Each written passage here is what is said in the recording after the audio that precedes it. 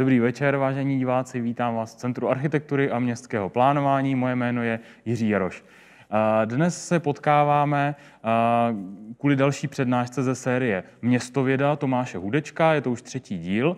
My se postupně věnujeme těm tématům, které se týkají města, ale z toho odbornějšího hlediska.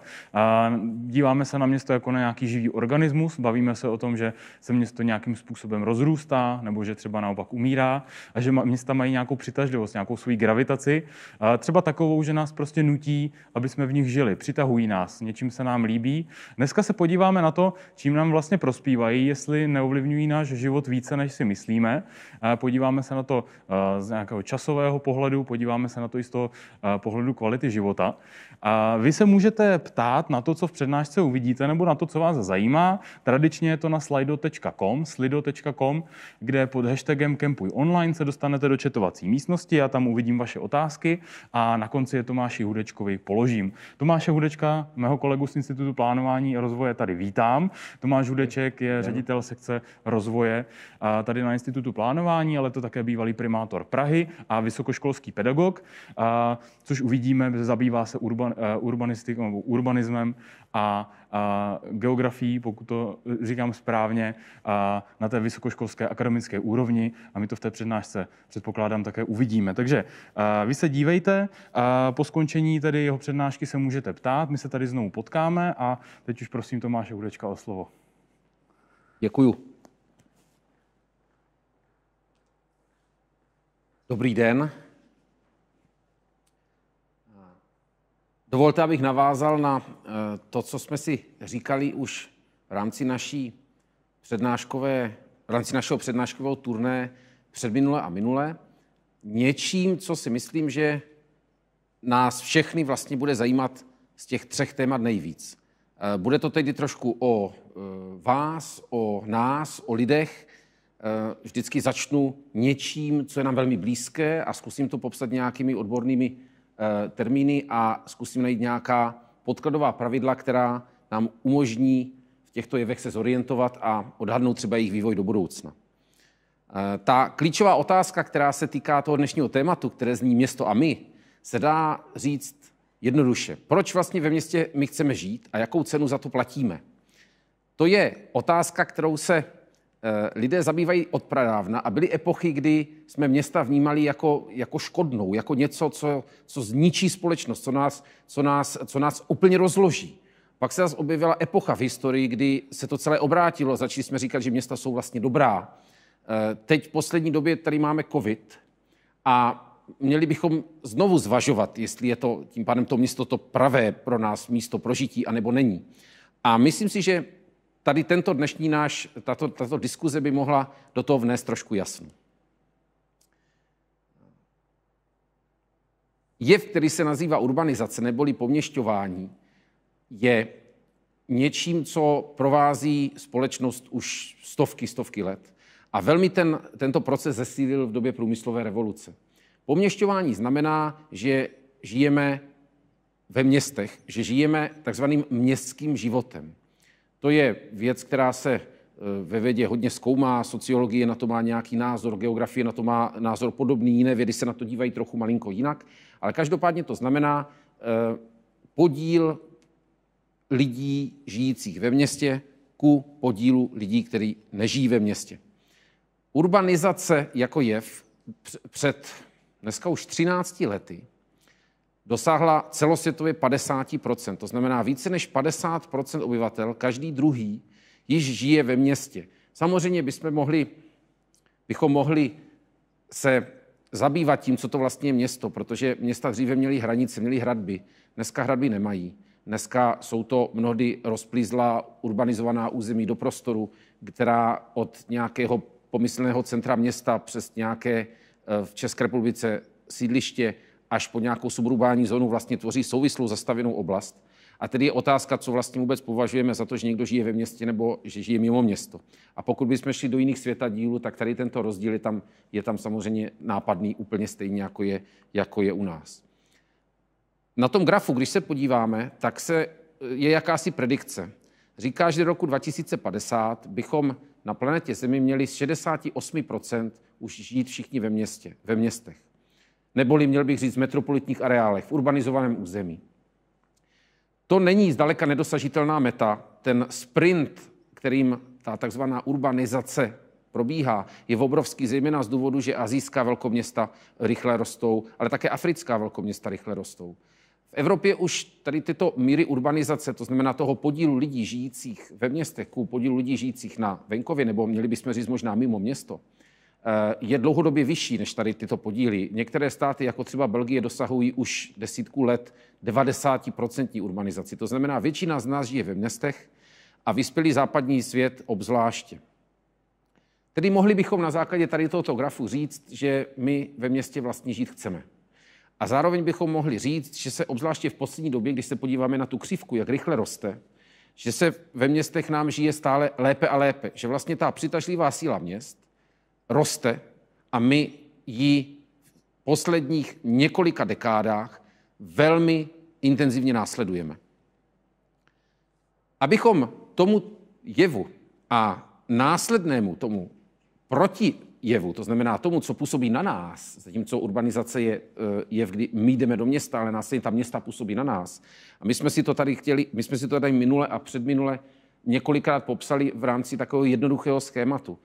Dejme tomu, že ten náš svět si rozdělíme na nějaké 3 základní úrovně, a to je úroveň nás lidí, úroveň měst a úroveň vyšších celků, to znamená nějaký systém osídlení, státní útvar, ale můžeme do toho počítat i nějaký nadnárodní útvar, jako Evropská unie, nebo třeba klidně celou planetu.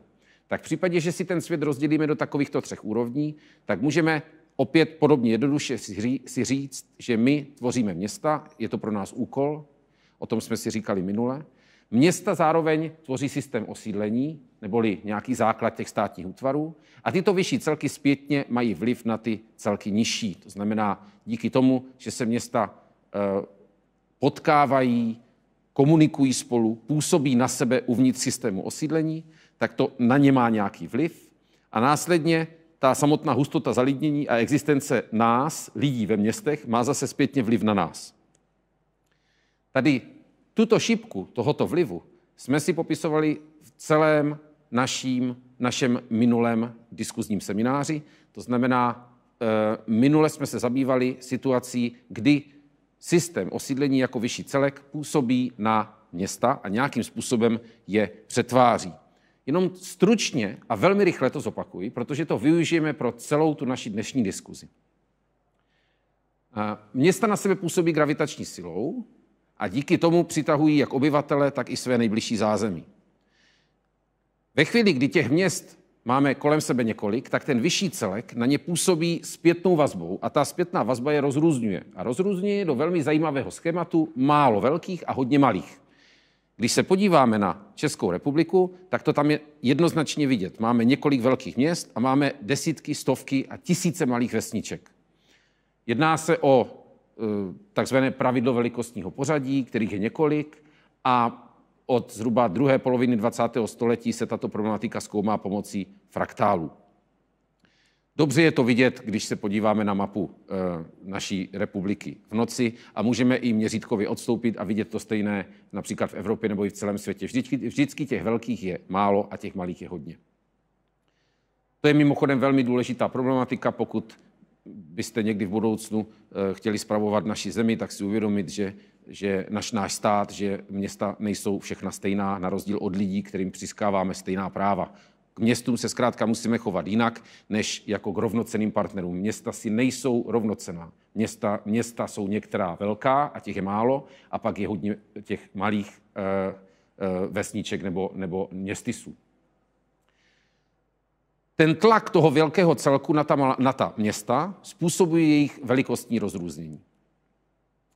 A nás dneska bude zajímat tady tato druhá šipka, tady tento vliv, kdy města působí na nás, na lidi. To znamená, dostáváme se až opět na tu nejnižší úroveň, na tu úroveň toho našeho běžného pohybu v ulicích, toho našeho chování na ulici, našeho chování ve struktuře, urbanistické struktuře města. A už teď na úvod je potřeba říct, že v dnešní složité společnosti nepůjde úplně oddělit od sebe vliv města na nás od vlivu města a vyšších celků na nás. Jinými slovy, to, že před už mnoha a mnoha stovkami let města se sama přikryla střechou států a státy se dnes sdružují do nadnárodních organizací, to znamená, že dnes, když my žijeme, byť jsou to samozřejmě primárně velká města, ve kterých se dneska obyvatelé snaží sdružovat, tak to neznamená, že na nás působí pouze město, ale působí na nás skrze město i ty vyšší celky.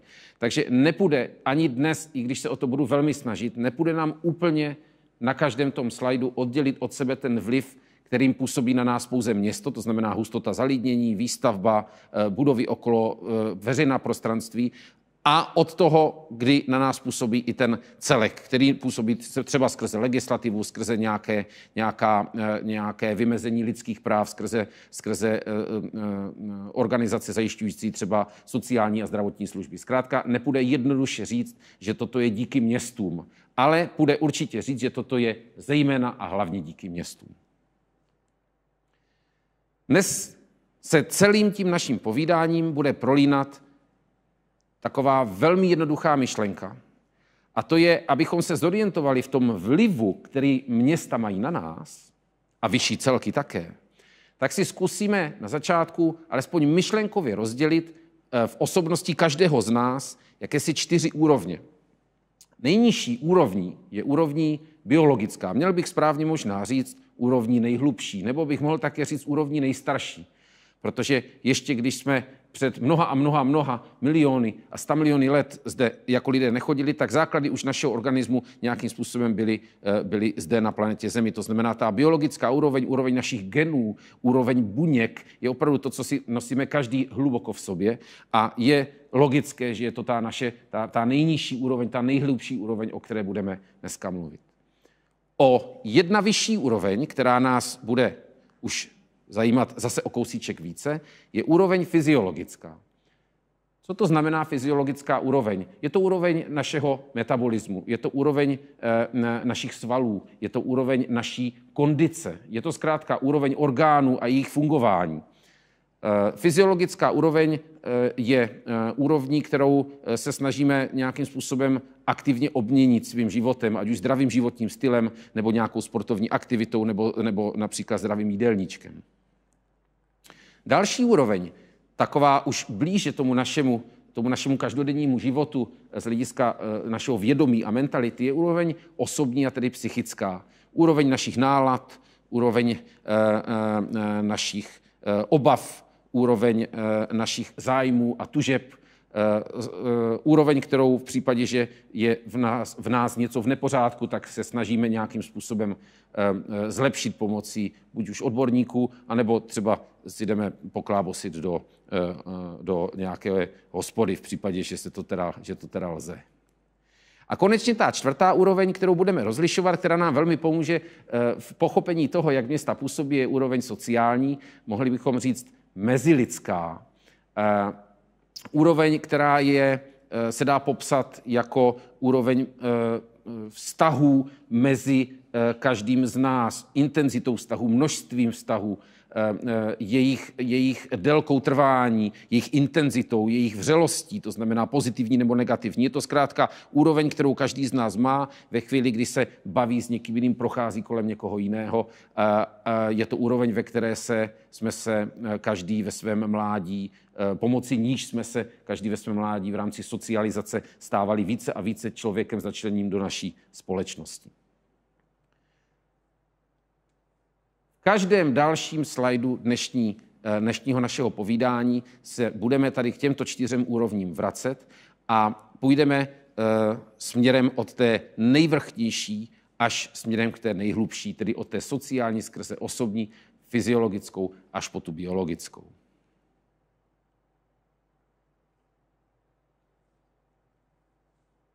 Je asi nošením dříví do lesa si tady teď povídat o rozdílech mezi životem ve městě a životem na vesnici nebo v krajině, jak se moderně souhrnně nazývá tady tato oblast takzvaného neměsta, město, krajina. My jsme jako lidský druh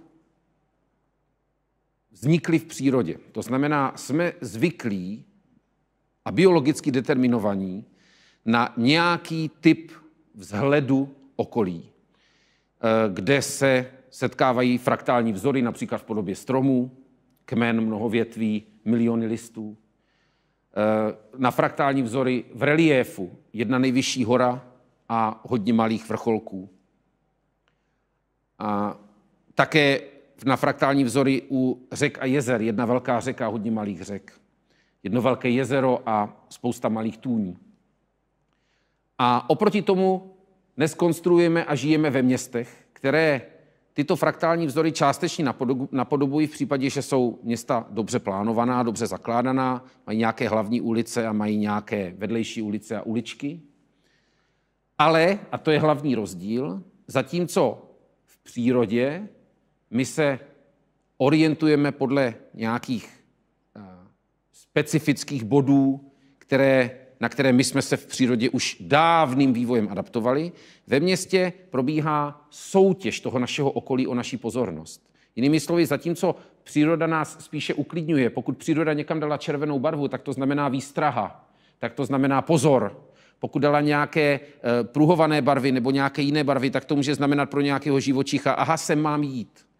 A prostředí ve městě je úmyslně námi všemi děláno tak, aby nás přitahovalo. Každý obchůdek si dá atraktivní výrobek, atraktivní ceduly, atraktivní nápis za výlohu.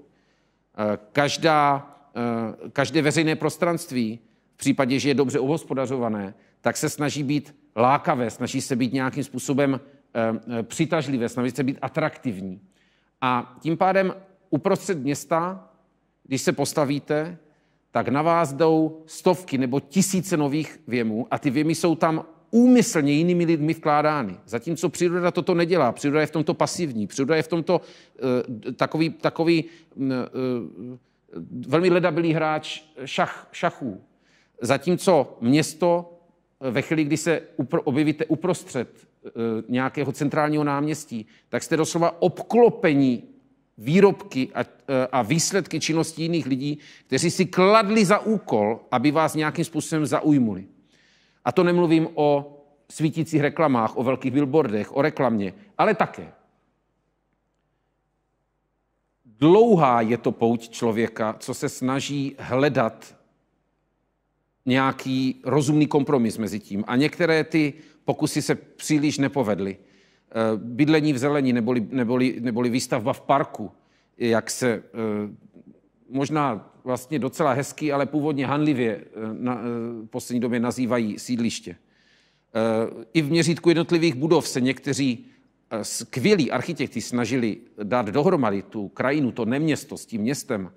A pokud znáte Sagradu Familia, byli jste uvnitř, tak musíte smeknout před panem Gaudím, který svou snahou napodobit přírodní řád dovedl tuto svou stavbu k dokonalosti, ale také ostatně takováto stavba se staví 100 let, takže nejde to vytvořit dnes a denně a těžko v tom může někdo z nás bydlet. Toto je jakýsi základ toho rozdílu, toho množství věmů, které k nám do našich smyslových receptorů ve chvíli, kdy žijeme ve městě, pohybujeme sebe ve městě, tak k nám přichází. Čím větší město, tak tím se naše tempo života více a více tomu přizpůsobuje. Je dokonce prokázáno, že ve velkém městě rychleji chodíme. V Praze se prostě více spěchá než třeba v Kolíně a v New Yorku se spěchá ještě více než v Praze. Možná jste zaregistrovali, že okolo roku 2000, myslím 5 nebo 10, v Londýně se uvažovalo, že budou zavedeny speciální pruhy pro rychlou chůzi, že bude dvojrychlostní chodník, že turisti se na Oxford Street příliš zastavují před výlohami, zatímco lidé, kteří jdou kolem do práce, tak jsou obtěžováni tímto pomalým tempem a potřebují jít rychle. Těžko představit, jak by to fungovalo, ale ta diskuse se v roce 2015 v Londýně znovu otevřela a znovu se o tom uvažovalo. Pokud vím, zavedeno to dosud nebylo.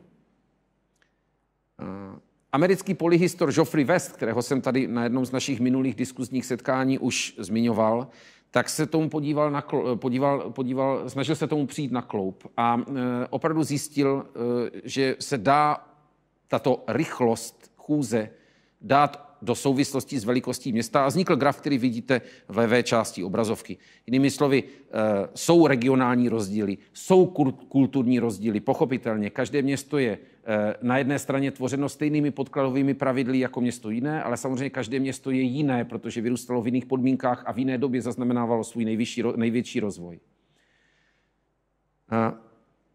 Ve městech překonáváme přírodní rytmy také. Zatímco v krajině a na vesnici je zcela běžné, že se člověk budí se svítáním. A tedy se mu v létě skutečně protahuje den a v zimě se mu den zkracuje. Chodí se spát se stmíváním.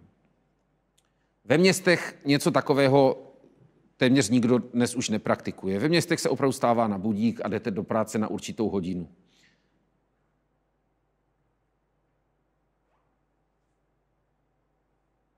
Dalším významným jevem, který ve městě vnímáme a bereme si ho jako pozitivní, za svůj, tento jev si bereme za svůj, že nám pomáhá, je vnímání anonymity.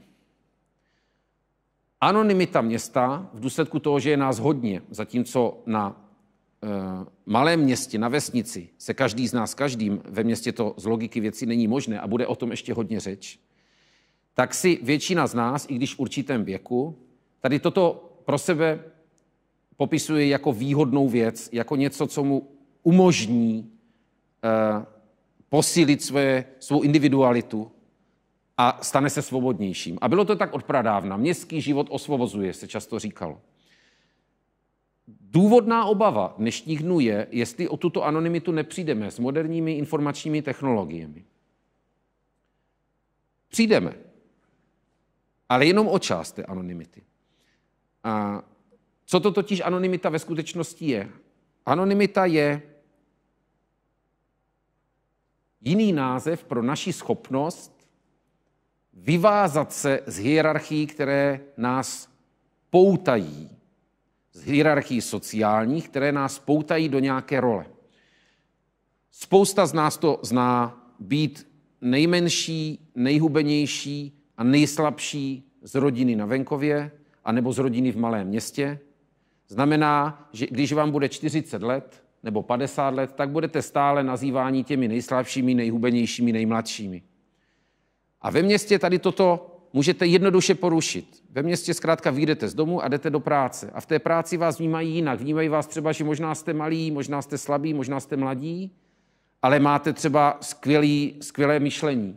A oni vás zaměstnají a dávají vám vysoký plat protože umíte odvést více a efektivněji práci než jiní lidé. A nebo můžete tady z té práce odejít do jiné práce, protože ve městě je té práce hodně. Nebo můžete začít dělat nějaký koníček. A ten koníček, když vám nejde, můžete jít začít zkusit jiný koníček. A třeba ten vám půjde, protože tam nebude potřeba tolik síly a bude potřeba obratnosti třeba.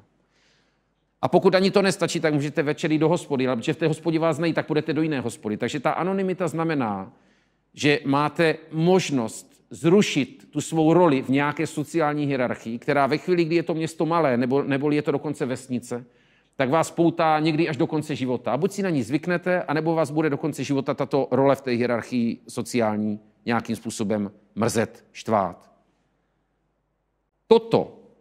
Tady tuto klíčovou složku anonymity vám moderní technologie, které v Číně evidentně už doznaly rozměru, že není problém z obličejů vás identifikovat i v takovémto velkém množství, jako je dav lidí na stadionu nebo na náměstí, tak toto vám ty moderní technologie nevezmou. Samozřejmě nás bude schopen stát sledovat, ale uvidíme na dalších slajdech, že možná to dokonce dobrovolně časem podstoupíme. Že nás k tomu situace donutí, když se tomu dneska bráníme. A v době covidu je ta debata velmi intenzivní. Obzvláště pokud nám následně státy budou umožňovat cestování, anebo i náš stát bude umožňovat fungování pouze ve chvíli, kdy budete nějakým způsobem registrovaní, ať už to znamená registraci digitální, nebo to bude znamenat registraci v rámci nějakého analogového certifikátu. Než se ještě dostaneme k těm pravidlům, taková poslední věc. Tady tento tlak mnoha lidí okolo nás se ve městech může projevovat různě. Na jednu stranu nás všechny trošku unifikuje, žijeme všichni podobným životem. Život člověka žijícího v Praze je podobný, jako je život člověka žijícího v Buenos Aires. Je to mnohem podobnější, než kdybychom srovnali život lidí, kteří žijí v krajině, v různých státech, v různých koncích světa. Zkrátka, globalizace způsobuje, že skrze města jako jakási ohniska, která mezi sebou komunikují, se sdílí i ten městský život. Nám samozřejmě tato unifikace úplně nevyhovuje a toužíme být jiní. Takže hledáme únik do nějakých různých detailů toho našeho žití. Snažíme se módou na sebe upozornit, na nějakou naši individualitu. Snažíme se nějakým účesem na sebe upozornit. Ať už jsou to vlastně dlouhé, krátké, nagelované, nadredované, různě. Snažíme se odlišit dneska různými ozdobami kůže, ať už je to tetování nebo nějaké ozdoby. Všimněme si, že zatímco dříve tetování znamenalo být příslušníkem nějaké skupiny, dneska tetování znamená hlavně se odlišit od někoho jiného. Chraň Bůh, abyste potkali někoho, kdo má stejné tetování. Tady všechny tyto věci, které jsme si teď popsali, mají nějaké souvislosti. A ty souvislosti my si teď zkusíme od té úrovně sociální až po tu biologickou nastínit. Všechno začíná u naší biologické podmíněnosti a takzvaného Dunbarova čísla. Je to číslo, které popsal britský antropolog Dunbar v roce 1990. Je to tedy vlastně něco, co je docela mladé, pokud bychom brali měřítka vědy, která sahají mnohem více do historie. Věřme, že Dunbarovo číslo od pana britského antropologa Robina Dunbara je správně spočítané, že tam nebude podobná chyba, jako se stala třeba u špenátu a u množství železa v něm, protože od roku 1990 tady tuto jeho znalost přebralo už bezpočet knih a dneska se bere jako velmi významná a v mnoha dalších vědeckých studiích zmiňovaná hodnota. A jedná se o číslo 150. Mimochodem je to počet těch lidí na tom obrázku. Všimněte si, že to vůbec není moc. Ano, toto je skupina 150 lidí. Je to velikost skupiny, která podle pana Dunbara odpovídá tomu, čeho je náš mozek schopen pojmout jako nějakou naši komunitu. Tedy jedná se o biologickou podmíněnost toho, když jsme ještě žili a nebyli usazeni, tedy žili v krajině, tedy v lese a ve stepích. A naše organizace byla založena na mocenské hierarchii, primárně na síle jedince, který byl schopen tu skupinu vést a stále více se v historii projevoval důvtip proti té síle a tak dále, bude o tom ještě řeč. Proč 150? Jak na to pan Dunbar přišel? No, jsme v tomto nejdokonalejší tvorové, byť samozřejmě byste mohli namítnout, že žije spousta živočichů v různých hejnech a tak dále. Ano, ale pozor, ta hejna nejsou řízená. Ano, hejno ryb se orientuje každá ryba pouze podle svých sousedních ryb vedle sebe, když plavou. Ano, zatímco my se organizujeme, opravdu se organizujeme, víme o sobě, víme o těch vztazích mezi lidmi. 150 je číslo, ke kterému pan Dunbar došel velmi sofistikovanou úvahou a její základ spočívá v tom, že v případě, že jste pouze třeba pár, jsme dva, tak vy, abyste byli schopni fungovat, byli jste schopni třeba dosáhnout nějakého výkonu v rámci sportovního klání, tak vy musíte vědět něco o sobě, něco o tom druhém člověku a tím pádem vlastně je to jeden vztah, já versus on. Ve chvíli, kdy přibude do tohoto družstva třetí člověk, tak, a někdo z vás by měl šéfovat tomu družstvu, tak musíte vědět svůj vztah k jednomu, svůj vztah k druhému, ale aby se vám to nerozpadlo, musíte také tušit, jaký mají vztah ti dva vedle sebe. A pokud přidáte čtvrtého do toho týmu, tak je to úplně stejné, ale přibývají vám takové ty vztahy mezi těmi zbývajícími lidmi. Protože když jsme 4, tak já mám vztah A k B, C, to jsou 3, ale musím také mít ponětí o tom, jaké mají vztahy ti 3 mezi sebou. A když si toto seřadíte pod sebe na papír, tak vám vyjde, že s každým tím dalším členem toho týmu vám přibývá takzvanou Fibonacciho posloupností mnohokrát více těch vazeb, než je pouze plus jeden člen. To znamená, nějaký 7. člen až 8. člen už nepřibyde jenom 3, ale přibyde vám zase nějakých 7 nebo 8 dalších vazeb. No a dochází to k tomu, že zhruba u čísla 150 vlastně kapacita lidského mozku nějakým způsobem pojmout vztahy v té své skupině, v té tlupě, v tom nějakém družstvu končí. Mimochodem, když se podíváte do historie, mnoho třeba vojenských praporů ve vojenských taženích čítalo méně než 150 lidí. Takže je vidět, že pan Dunbar se minimálně úplně se nemýlí. Tady tato naše schopnost tu komunitu pojmout samozřejmě naráží na situaci, kdy my jsme nějakým způsobem okolím tlačení k sobě. To znamená nepřízeň okolí v dávných dobách, která nás vyhnala z lesa a zjistili jsme, že můžeme lépe a bezpečněji obdělávat půdu a můžeme zásobit více potomků. A život nás samozřejmě doběhl a my jsme začali mít více potomků. Takže pak už se nešlo vrátit zpátky z té úrodné půdy, protože prales už by neuživil tolik potomků, které se nám mezi tím narodili. Takže ve chvíli, kdy my jsme takhle se dostali k sobě, vstoupili jsme do éry obhospodařování zemědělské půdy, tak samozřejmě naše města začala čítat více než 150 obyvatel a tedy přestali jsme mít schopnost na základě našich původních nástrojů moci ovládat tuto skupinu a fungovat v takovýchto skupinách.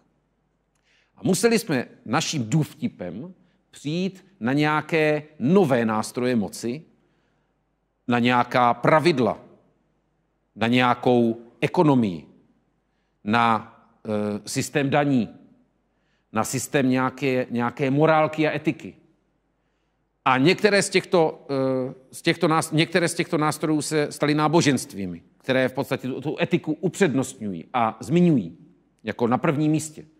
Jako podklad pro fungování společnosti, která je větší než 150 lidí.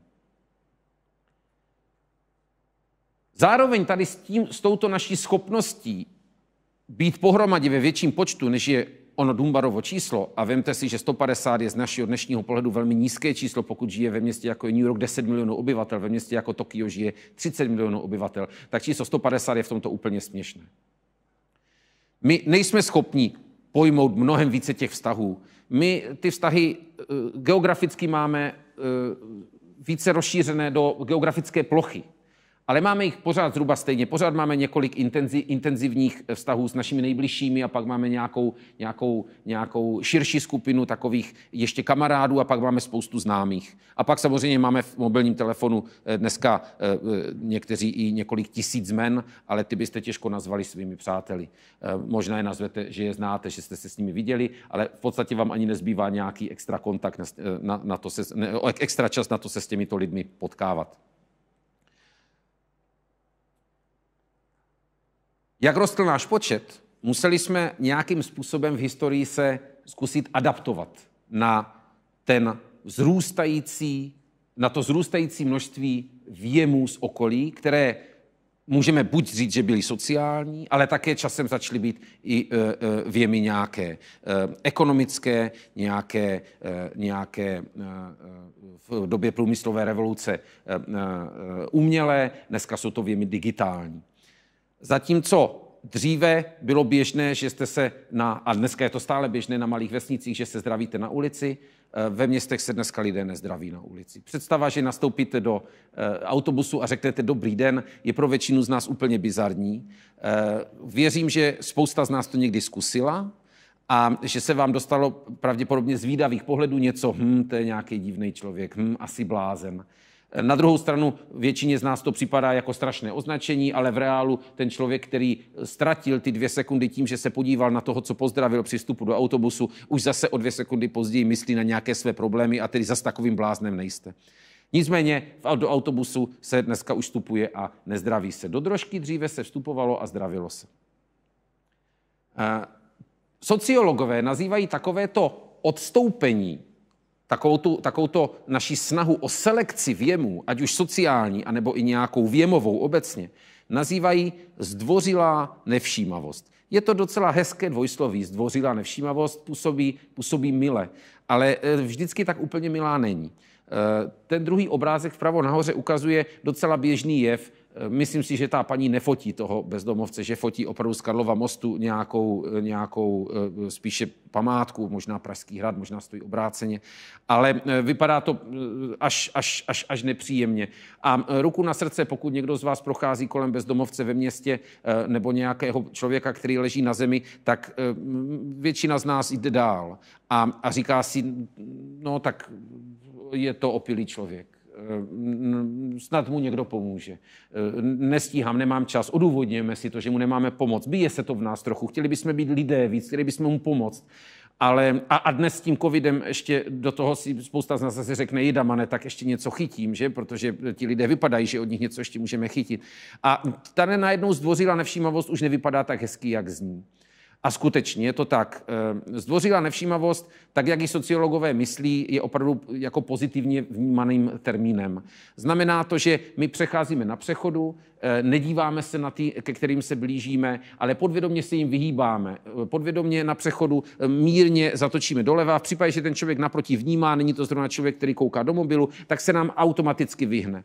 A vlastně to funguje. Ale pozor, funguje to jenom, když všichni děláme zhruba to stejné. To znamená, funguje to ve chvíli, kdy tuto zdvořilou nevšímavost máme v rámci nějaké naší kultury zažitou a chováme se vlastně všichni předvídatelně vůči tomu druhému. Doba covidu to významně proměnila, no, protože někteří z nás jako standardní kulturu berou, že se stojí už dále od sebe, protože co kdyby ten druhý byl nemocný. A někteří z nás si říkají, no ale já už jsem covid měl, já to nechytím. A někteří z nás si říkají, já na to úplně kašlu, já odmítám, že by tady toto mě mělo ovlivňovat. A pak existuje pár jedinců, kteří říkají, že covid neexistuje a přitáhli ho Američani. A tady toto rozlišení a porušení jakési běžné kultury, která nás odděluje od sebe, odděluje některé názorové proudy, a to se projevuje i v našem podvědomém chování na ulici. A přiznejme si dneska, jak se chováme. Chováme se jinak, že? Snažíme se stát opodál oproti někomu jinému. Klasické objímání možná malinko dostalo ránu u některých z nás. Člověk bez roušky dneska ve chvíli, kdy ostatní jsou všichni v roušce, působí podezřele. A stejně tak působí podezřele člověk v roušce, když ostatní jsou bez roušky. Takže tady takový hluboký zásah, který se v budoucnu jistě bude opakovat ještě v případě nějakých jiných a možná i závažnějších nemocí, nám tady toto chování ve městech bude významným způsobem narušovat. Řekneme si dál, že jsem absolutně přesvědčen o tom a zkusím vám ukázat, že je to dočasná věc. Ale realita dnešních dní je bohužel taková. Přetížení, které na nás a přetížení je mimochodem terminus technicus, znovu, je to pojem z informatiky, přetížení systému a ajťáci ho velmi dobře znají v případě, že chcete zahltit něčí systém, není nic jednoduššího, než ho přetížit dotazy, udělat nějakou tu takzvanou bombu, aby se ten systém spadl pod tíhou dotazu a z dnešní a nedávné doby takovéto padající systémy u nás v republice známe dnes a denně, naposled, myslím, sčítání bylo takovým typickým příkladem. Tak v rámci takového přetížení to vyvolává u nás i nějaké osobní problémy, osobní tlaky. No a dřív k tomu stačila komunita. To znamená, my jsme se opravdu v hospodě, místní hospodě vykecali z nějakých takovýchto problémů, ať už v práci nebo jinde. Později ty hospody plnily svou roli i ve městech, no a teď jsou hospody zavřené, co dělat? Množí se tím pádem v současné době nějaká nespokojenost se svým životem. Komunitu nahradil psychiatr, ke kterému nevím, jestli vůbec dneska můžeme jít. Zkrátka, dějí se i tady v těchto našich zvicích teď aktivní změny.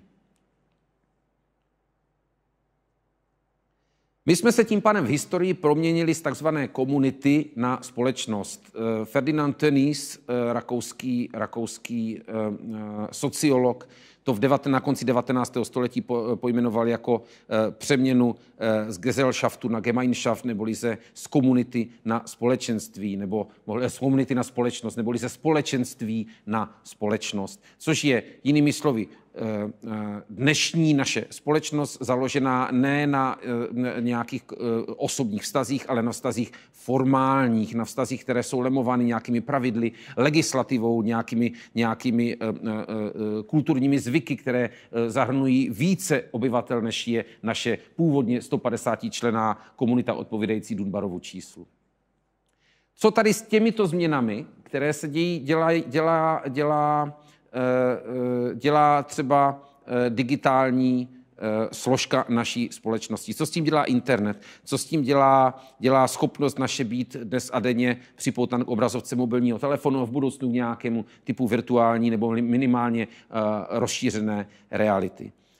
No, divili bychom se, ale je to možná obráceně, než si myslíme. Schopnost digitálních médií obsáhnout celý svět nás paradoxně ještě mnohem více přitlačuje k sobě a způsobuje větší tlak na nás samotné. Je prokázáno, ale je to trošku vlastně možná paradox, že nejvíce skrze digitální média komunikujeme s lidmi, se kterými se můžeme i v realitě potkat a kteří nejspíše bydlí někde za rohem.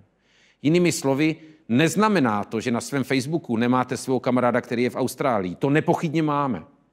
Ale znamená to, že s člověkem, se kterým bychom se normálně potkali, komunikujeme ještě intenzivněji, než s člověkem, se kterými se potkáváme málo. Takže samozřejmě jsou výjimky. Možná ten kamarád z Austrálie je ten skvělý kamarád, který tam odjel, je tam měsíc a vy si každý den píšete stovky a stovky zpráv. Ale většinou, pokud se jedná o obyvatele trvale bydlící v takto vzdálených končinách, tak ten kontakt mezi vámi je oproti těm kontaktům, které vy praktikujete skrze sociální sítě s lidmi, kteří bydlí o patro níže nebo o blok vedle, anebo jsou vaše rodina v nějaké další čtvrti, tak jsou samozřejmě malé. Takže i sociální sítě tady tu intenzitu kontaktu podporují. Obava sociologů, že se tady tento směr, který jsme si na několika příkladech teďka popsali, projeví v totální atomizaci společnosti, se prosím vás, ale se neděje. Naráží to na nějaké hlubší struktury, naráží to na ty hlubší úrovně, které jsme si na začátku popsali. Ve velkých městech tím, že naše vztahy jsou porušené, je narušena ta sociální úroveň, proměňuje se naše chování, chováme se, jak jsme si řekli, mírně odtažitě vůči svému okolí, selektujeme věmy, tak to má samozřejmě vliv i na naše třeba vztahy. No, ostatně seriál Sex ve městě se 4 dámami, které jsou na obrázku vpravo nahoře a který asi všichni známe, ten seriál, neboť má stovky a stovky dílů a x sérií, tak je vlastně jenom o tom, jak je ve městě, jako je New York, těžké najít partnera. Je to podáno všechno humornou formou, ale v reálu se, prosím vás, zakládá nějaký základ toho seriálu je založen na pravdivé věci a to je, že ve městě, jako je New York, opravdu vztahy trvají kratší dobu a dokonce některé zdroje říkají, že až 70% obyvatel New Yorku je singles.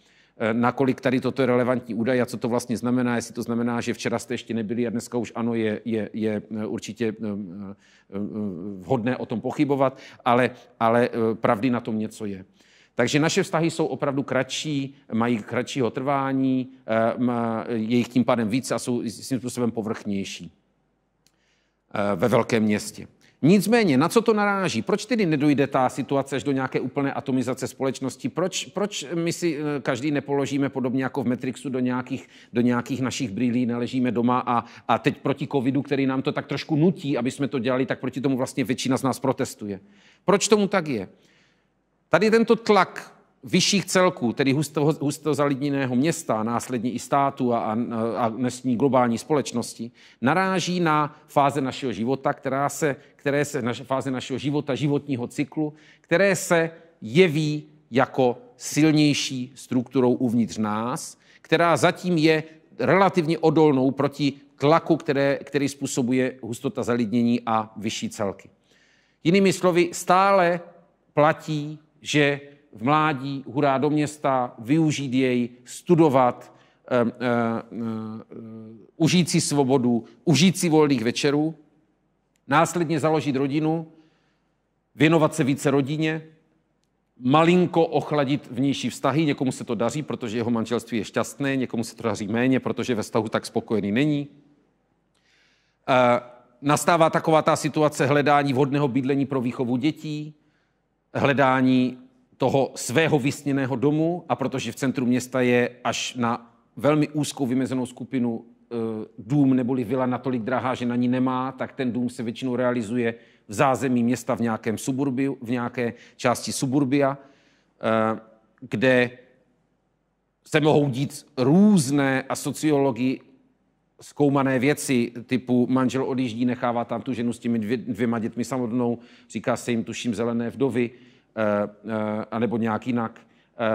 Časem ty vztahy nemají vlastně nějakou perspektivu, protože ta žena strádá nebo je zavřená pořád ve svém domečku s dvěma dětmi, zatímco muž odjíždí do města a to město ho přitahuje, on se tam někdy i zdrží, zabaví. A tedy zase fáze života pokročí někam dál a v případě ta rodina vydrží, tak si hledá zase třeba místo někde jinde. A nebo tam zůstane a děti odejdou. A nebo do toho zasáhne stát a postaví sídliště. Těch variant je mnoho. Nerad bych zde říkal, že je to vždycky jednoznačný vývoj u každé rodiny stejný. Ale pravda je, že ty fáze života zkrátka stále fáze životního cyklu jsou silnější a hlubší strukturou, která tady tímto není až tak ovlivňována jako naše mezilidské vztahy, jako proměnění našeho původně komunitního života do takzvaného života společenského. Proč jsou mladí lidé přitahováni do města více než lidé třeba středního věku nebo starší? No, má to několik důvodů a zase se to v epochách proměňovalo.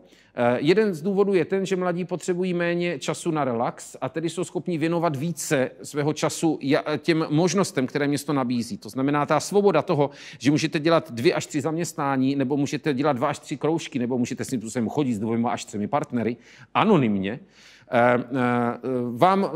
To vám zkrátka v mládí jde, protože se nemusíte vázat a v případě, že máte dost času a v případě, že máte nějakého sponzora v rodině, který vám platí třeba nějaké sdílené nájemné, tak si vlastně toto můžete relativně dobře během studií, což je dneska 5 až 8 let života, dopřávat. Město tím pádem vlastně přitahuje tady takovéto aktivní lidi. Oni projevují mnohem více energie, jsou schopni odpracovat mnohem více času v rámci nějaké činnosti, která nakonec i pro to město v rámci jeho ekonomiky může být prospěšná. Takže vlastně mladí a město se docela přitahují.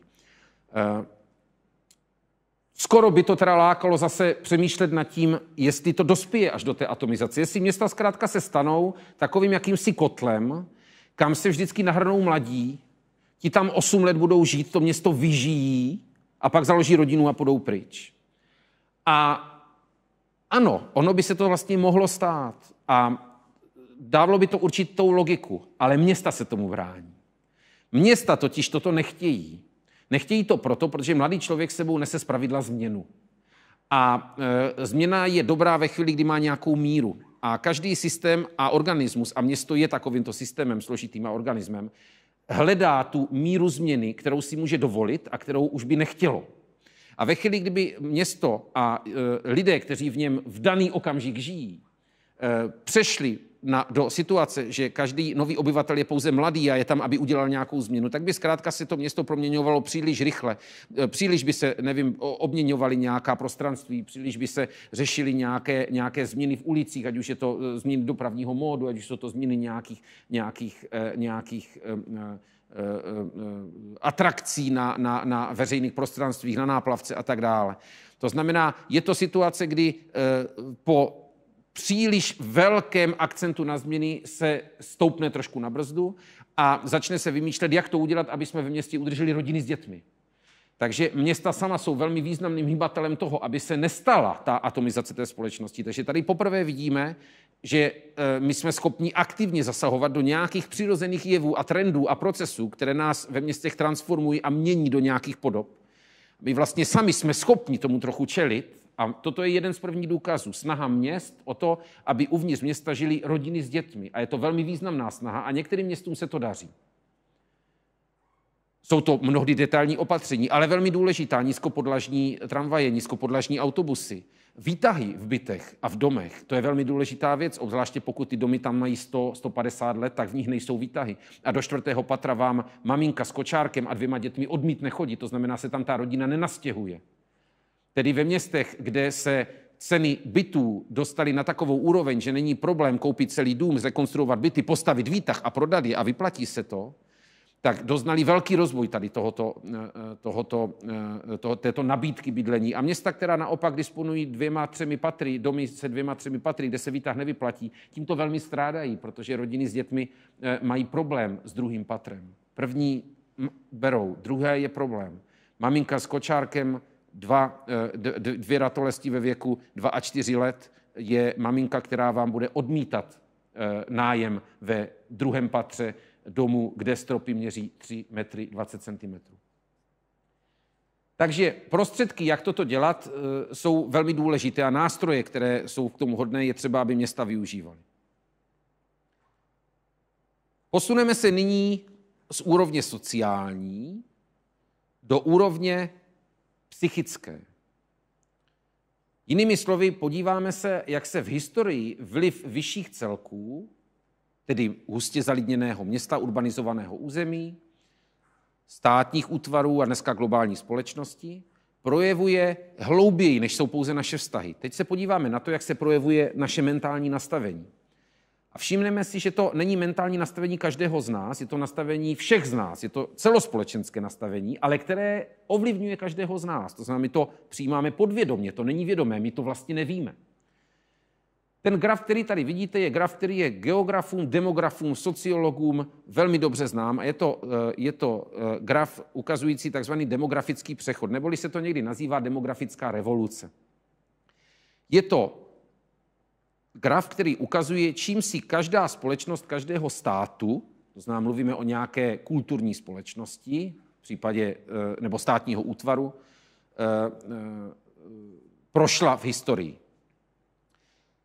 Nejprve, a je potřeba říct, že to vždycky mělo souvislost s urbanizací, to znamená, tady ten vliv města a hustota zalidnění vůči našim osobnostem je jednoznačný. Ano, je to proces, který se přímo děl ruku v ruce s masivní urbanizací a tedy obdobím po průmyslové revoluci, kdy jsme se všichni stěhovali do měst, respektive za výrobní linkou, protože tehdy jsme neuměli vést energii stroje na příliš velkou vzdálenost, to znamená tam, kde byl pární stroj, tak se musela mechanicky přenášet energie do nejbližších závodů, to znamená všude okolo se postavily závody a bylo potřeba sehnat pracovní sílu a tedy se museli se stěhovat lidé. Tedy takto v rámci průmyslové revoluce, když jsme neuměli vést energii příliš daleko, do dneška ji neumíme mimochodem vést tak daleko, jak bychom potřebovali. Neumíme vést elektrickou energii ze Sahary do Evropy. Ty ztráty jsou tak velké, že se to nepovede. Takže stále to není ještě dobrá situace, která by mohla významně pomoci podmínkám u nás na Zemi, že třeba Sahara by byla plná zdrojů slunečního záření a energie. Ale nejde to. No, neumíme tu energii vést na takové vzdálenosti, aby byla bez ztrát, nebo bez ztrát, které by zničily efektivitu té investice. A tenkrát to bylo dokonce tak, že elektrická energie nebyla, že se opravdu jednalo o mechanický přenos síly. Takže v době krátce po průmyslové revoluci, když jsme se takto sestěhovávali do měst, tak se začal dít tady tento demografický přechod. Má několik fází, které demografové rozlišují, konkrétně tedy 4 fáze. Ta 5. fáze, která je tam ukázána, souvisí s něčím, co si řekneme za chvíli. A ty 4 fáze, každý stát si tím prošel. Začínají tím, že v první fázi je vysoká porodnost i úmrtnost. Vy to z historie, všichni to z historie známe, že to jsou rodiny, které každá rodina měla neustále měla hodně dětí, a to v počtu klidně 10 a více, ale také velké množství těch dětí zemřelo a nejvíce do 1. roku. Takže i kojenecká úmrtnost byla obrovská, pravděpodobnost dožití vysokého věku byla velmi nízká, to znamená relativně hodně dětí zemřelo již v útlém věku a bylo zcela přirozené, že lidé tím pádem měli dětí hodně. Následně díky zlepšení zdravotní péče a určité kvality bydlení a nějakého pokročilého sdílení informací mezi lidmi, ať už pomocí psaného písma nebo později pomocí médií, tak došlo k významnému v druhé fázi snížení úmrtnosti. Zatímco porodnost byla stále vysoká. Jinými slovy, obrovsky se začal zvyšovat počet obyvatel. A dělo se to ve městech. No, mimo jiné, zejména. Ve třetí fázi úmrtnost už velmi významně klesla a začíná klesat porodnost. Všimněte si, jak je to strašně zajímavé, jak vlastně na každého z lidí, kteří tehdy žili, mluvíme o nějakém 18., spíše 19. století, v případě západních zemí, západních průmyslových zemí, kde byla průmyslová revoluce jako první. Všimněme si, že jakmile se naši potomci začali dožívat vyššího a vyššího věku a snižovala se pravděpodobnost, že se toho vyššího věku nedožijí, tak mentalita lidí docházela postupně k tomu, že nemusí mít tolik dětí. To znamená, začala se snižovat ta porodnost. Ve fázi 4 to tím pádem dojde až na nějakou úroveň dnešních dnů a pokračuje to do fáze 5, o které si za chvíli něco řekneme. Tady tento proces, kterým si prošel každý stát, má svá regionální specifika. Státy, které s ním první začaly, Francie a Velká Británie, jako průmyslové velmoci tehdy, tak jim trval okolo 60-50 let. Státy africké nebo asijské, které do tohoto procesu vstoupily až relativně nedávno, tak u nich ten proces proběhl úplně stejně, ale ty fáze jsou kratší, takže se celý ten proces udal třeba během 20-15 let, byl velmi krátký. A jsou samozřejmě kulturní oblasti, kde ten proces stále ještě neproběhl a kdo ví, jestli proběhne, což jsou oblasti s náboženstvím, které tady tento proces významným způsobem brzdí. Demografický přechod spojený s urbanizací je vlastně úplně rýzí ukázkou toho, jak na nás hustota zalidnění a tedy vyšší celky, jako je město a následně i státní útvar a nějaká nadnárodní organizace nebo dneska planetární společnost působí a jak my jej přijímáme. Dneska zkrátka nám zmizel strach o to, že se naši potomci nedožijí, že my přežijeme naše potomky, což mimochodem je to nejhorší, co nás může potkat, že? Když člověk přežije svého syna nebo svou dceru. Takže dnes jsou lidé ochotní mít i jedno dítě. Věc před 150 lety absolutně nemyslitelná, protože by byla tak obrovská pravděpodobnost, že nebudete mít do několika let dítě žádné, že by to nikdo neudělal, ale dneska je to běžné. Než se dostaneme dál, popíšeme si tu pátou fázi. Demografická revoluce v některých státech, a mluvíme zejména o východní Evropě, a tedy i České republice, ale spadly do tohoto jevu i mnohé západní státy a státy vyspělé, tak se v rámci toho dalšího vývoje dokonce ty křivky protly. A všimněte si, že klesá ta míra porodnosti dokonce tak, že už lidé a daná společnost klesla pod úroveň prosté reprodukce, což mimochodem je to už, myslím si, velmi známé číslo 2,1 dítě na ženu v produktivním věku.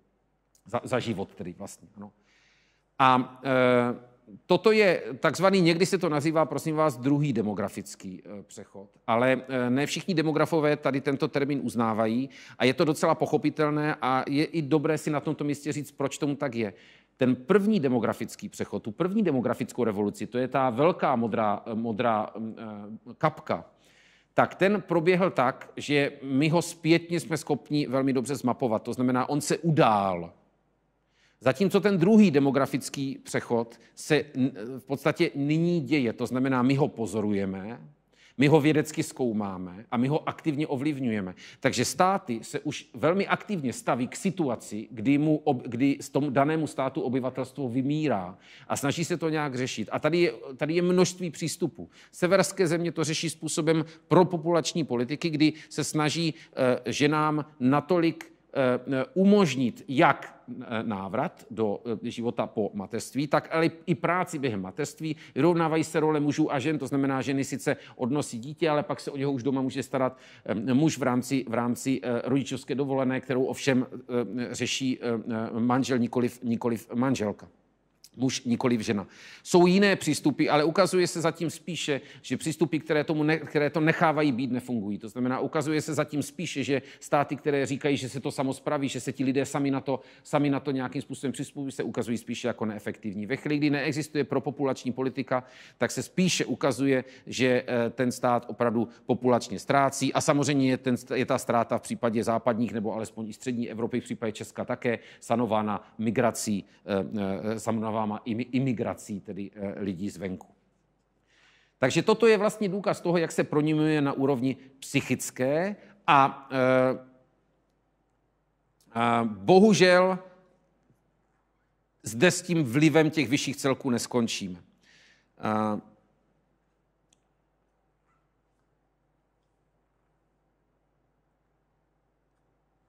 Změnou chování změnou našeho reprodukčního chování se totiž může velmi jednoduše stát, že odkládání založení rodiny a nového dítěte se u ženy dostáváme do věku, kdy už ty děti v podstatě v reálu nemůže mít. Po případě to těhotenství je velmi rizikové, anebo minimálně je velmi vysilující. Jak to, že na nás vyšší celek působí až takovýmto zhoubným způsobem, je předmětem zkoumání mnoha vědních disciplín. Ale uvidíme, že zdaleka na této úrovni nekončí vliv toho, že se my ve společnosti a ve městech dáváme dohromady a ještě na nás působí vyšší celky. My sdílíme na jedné straně pravidla, která umožnila růst všem organismům na světě. Pan Geoffrey West, kterého jsem tady zmiňoval, to opět dal takto do grafu, je to velmi významný polyhistor, bývalý ředitel Santa Fe institutu zabývající se výhradně komplexitou světa a komplexitou jevů, velmi starý a velmi vážený pán, tak dal do grafu tady takovouto myslím si, krásnou věc, a to je, živočichové se zcela zřejmě vyvíjí podle stejných podkladových pravidel. Existuje velmi jednoduchá možnost, jak je všechny seřadit na jedné přímce podle jejich metabolismu. Jinými slovy, ukazuje se, že jakási životní energie živočichů je založena na stejných pravidlech, to znamená, jste-li velcí, srdce vám bije pomaleji, než jste-li malý, srdce vám bije rychleji, ale zhruba za váš život to srdce bije plus minus stejný počet úderů, to znamená, ta myš umře dříve než ten slon a tak dále. Je těch pravidel spousta a knihu Měřítko, o které jsem tady mluvil minule, vám můžu směle doporučit. Takže na jednu stranu my jsme všichni živočichové stejní. Rosteme podle stejných podkladových pravidel. Druhý graf pana Geoffreyho Westa je extrémně zajímavý a ukazuje, že to v poslední době už takhle úplně neplatí. A popíšeme si to na něčem, co se nazývá křivka přežívání. Surviving curve. Křivka přežívání, jestli to tak můžu přeložit. Když se podíváme na tady ten graf, já vám ho zkusím popsat, je extrémně zajímavý. Na ose X, to je ta vodorovná, máme věk v letech, to znamená 0, 20, 40, 60 až nějakých 125 let, což je biologicky podmíněná a daná délka života, ke které my se neustále jenom blížíme. Jednou za čas se nějaký jedinec takového vysokého věku dožije, ale zdaleka to není standard. Byť roste ve vyspělých zemích, jako je Japonsko a podobně, podíl stoletých, tak tady tento maximální věk opravdu dosáhne pouze někdo a ukazuje se, že je to nějaký náš biologický limit, který v podstatě nelze z mnoha důvodů nějakým způsobem prodloužit a překonat. Na ose Y jsou procenta přeživších. A když se podíváme na křivku A, která říká, jakým způsobem se tady tato křivka přežívání, jak tato křivka vypadala na počátku 20. století, tak vidíme, že relativně velká kojenecká úmrtnost způsobila, že mnoho lidí, respektive malých dětí, novorozenců, kojenců, zemřelo během prvního roku života. Proto ta křivka relativně strmě klesá směrem dolů.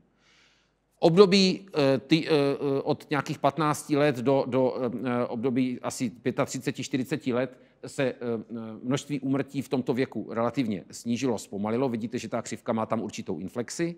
A pak relativně strmě padá a velmi brzo okolo 60 let už pouze 20% ze všech narozených v dané kohortě bylo těch, které byly stále naživu.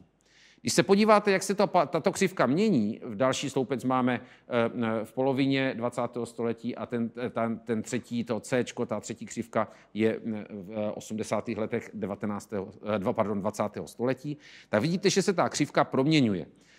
Obzvláště křivka C už ukazuje, že se velmi významně podařilo ve vyspělých zemích snížit tu kojeneckou úmrtnost a tedy v podstatě dneska opravdu malé děti v podstatě neumírají. A to jsme si říkali, to je právě důsledek kvalitní zdravotní péče, kvalitního životního prostředí, velmi důsledné péče nás všech o to, aby nebyly nějaké škodlivé choroboplodné zárodky okolo nás v našich obydlích, v našich městech, v našem životním prostředí, ve kterém žijeme. A tím pádem relativně dlouho, vlastně relativně malé procento, relativně dlouho žijeme pořád téměř všichni. Pouze malé procento z nás v tom útlém věku do těch 40 let, v tom nízkém věku zemře a spousta z nás, přizneme si, zahyne nějakou nešťastnou událostí. Není to biologicky podmíněná smrt nějakou nemocí.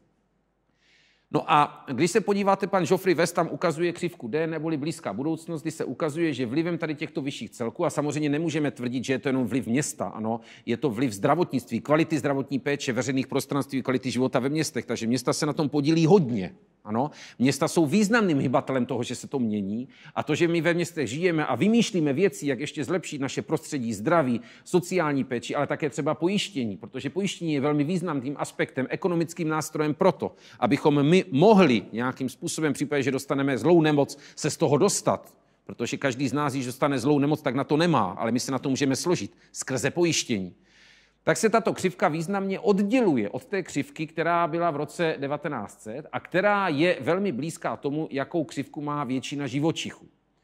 Takže všimněte si, že vlivem vyšších celků a vlivem toho, že my jsme ve městech, kde máme kvalitní životní prostředí, ale také díky tomu, že máme státy, které zajišťují nějakou legislativu a ještě vyšší celky, které nám zajišťují nějaká lidská práva nebo nějaké nadnárodní organizace, které se starají o bezpečnost, zdraví, o světový mír a další věci, tak vlastně my se oddělujeme od té biologické, od té úrovně, od té fyziologické úrovně našich předků a ostatních živočišných druhů, se kterými sdílíme stejná pravidla růstu.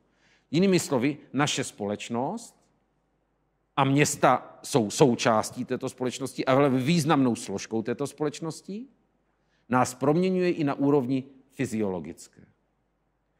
Takže existuje-li něco jako homo urbanus, člověk městský, tak je potřeba si uvědomit, že už je zde a že jsme to my, kteří tady teď sedíme, vy u televizí, já tady před kamerou. A znamená to, že je to specifický druh, který se díky vlastním vynálezům a vlastním vědeckým znalostem, které aplikoval, a vlastnímu chování odlišil i na fyziologické, relativně velmi hluboké úrovni od podkladových pravidel, která v rámci nějaké přirozené rovnováhy v přírodě určují křivku přežívání u dalších živočišných druhů.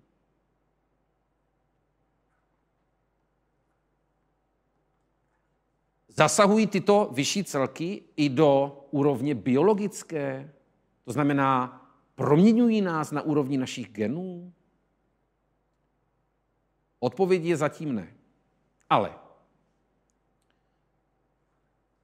někteří psychologové říkají, že extrasilný zážitek, negativní zážitek, hrozná událost, může proniknout až do podstaty naší genové výbavy a trvale se vám propsat do vašich genů. Někteří říkají, že ne. Každopádně, co se neděje automaticky, my zvládáme, co se neděje automaticky, tedy nějak přírodně, přirozeně, tak jako společnost zvládáme. Přečíst genom už umíme, genové manipulace už umíme také. Je to etický problém klonovat člověka, ale možná už je to dneska možné a možná se to už někde i stalo v nějakém nejspíše totalitním zřízení, nějakém velmi pokusné instituci. Staví se proti tomu velká část společnosti. Je to otevření Pandořiny schránky, manipulace s geny. Přitom stále se zlepšují technologie těchto manipulací. Dneska už umíme udělat změnu v našich genech pomocí metody CRISPR-Cas, i takovou, která se propíše do dalších generací. Takže už to není jenom, že změníme genovou výbavu vás nebo mě, ale změníme genovou výbavu našich potomků. A tato změna v těchto genech se může projevit u dalších a dalších generací, takže my jsme dneska schopni opravdu udělat změnu, která může mít dalekosáhlé důsledky. Je to velmi etický, je to problém etiky, etický problém, který musíme řešit, musíme neustále zkoumat, jestli to si můžeme dovolit, jestli to nebude změna příliš velká, jestli nepustíme nějakého hrozného mutanta mezi nás všechny. Ale je téměř nepochybné, že se to časem stane. A ty důvody, proč se to stane, budou paradoxně úplně stejné, jako ty důvody, které nás proměňují dnes na té fyziologické úrovni. Bude to protože stejně jako u úrovní vyšších bude zasažena nějaká naše hluboká emoce, možná ta úplně nejhlubší, pravděpodobně strach.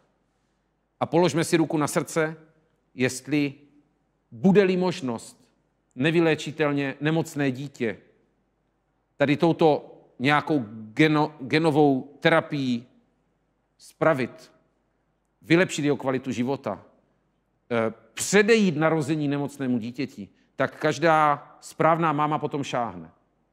Každá správná rodina to využije. Ta obava, které máme o naše potomky, a těch potomků je velmi málo a bude jich stále méně a méně, protože tím tlakem, jak jsme si ukázali, opravdu docházíme k průměrně dvoučlenným rodinám a někdy ani to ne. A bojíme se o své životy a relativně donedávna, dokud tady covid nebyl, tak jsme smrt úplně vymístili z našich životů. Prostě to bylo něco, co se stane někdy za dlouho, až nám bude 70 a nechci to moc vědět, nebo nejlépe 90. A covid to trošku změnil, že? Teď kolem nás lidé umírají a není to vůbec hezký pohled a my se trošku jako kdyby mentálně vracíme zpátky v x let, kdy toto byla běžná součást našeho života, ale v poslední době přestala být. A představte si, že tady toto v případě dalších nemocí bude pokračovat. A jediná možnost bude, že si šáhneme do genů. Ruku na srdce, kdo to odmítne? Budou ti popírači dnešních nemocí jednat stejně? Pochybuju. Takže čeká nás proměna i na biologické úrovni a samozřejmě, nakolik to souvisí s městy, už je na pováženou, protože tam už ty vyšší celky hrají roli, jedná se o globální problém. Takže čím hlubší změna u nás, tím větší síla toho celku nad námi je potřeba, aby se zapojila, ať už v podobě vynálezu, ať už v podobě diskuze národní nebo nadnárodní, ať už v podobě nástrojů, které k tomu vyvineme.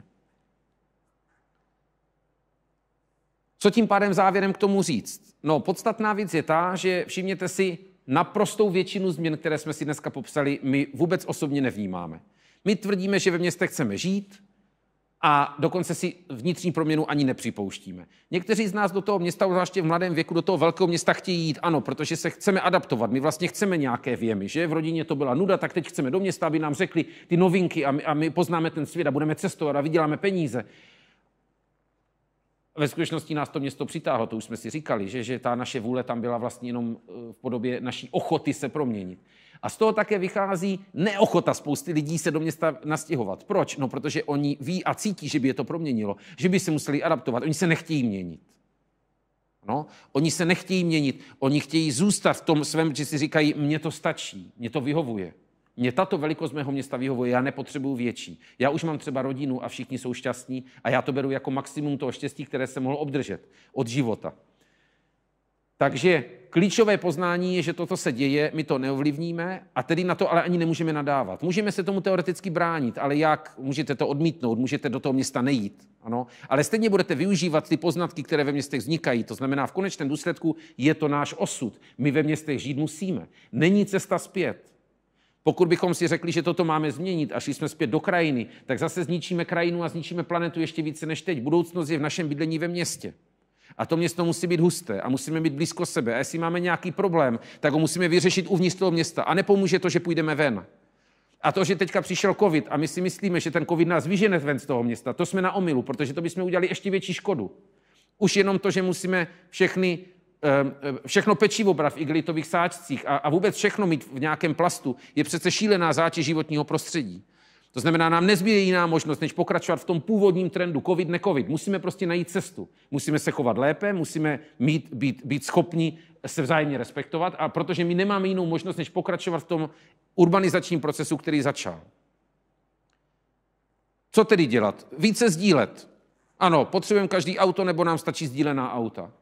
Méně odpadů, nepochybně, zero waste policy, vytvořit politiku, kdy ani odpady nebudou vznikat. Jinými slovy, budeme mít jeden obal opravdu na to, aby jsme mohli něco nakoupit a potom ten obal mohli znovu použít. Musíme mít lepší domy. Domy, které využívají teplo, když je teplo a nestrácí zimu, když je zima. Musíme mít kvalitní veřejná prostranství, kde se budeme cítit příjemně. Musíme mít uličky, kde bude stín. Vidíte, to je třeba velmi zajímavé, že donedávna jsme v Česku ještě měli, nebo v Praze, v Česku to bohužel ještě pořád je, potřeba oslunění bytů.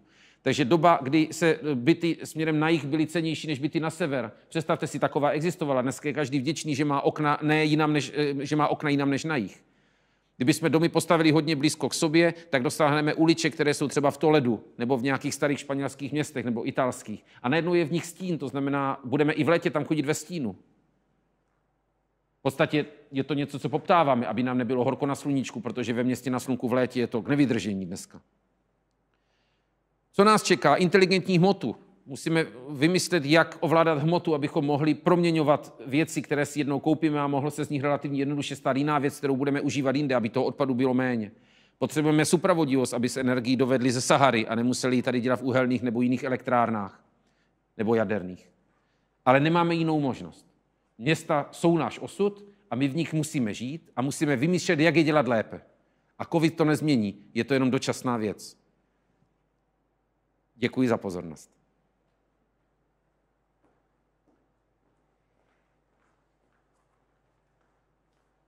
Výborně, moc krát děkuji za přednášku, moc krát děkuji za to téma, k kterému jsme se posunuli. Dostali jsme se tedy k tomu, jak města ovlivňují náš život a dostali jsme se k tomu, jak v těch městech žijeme.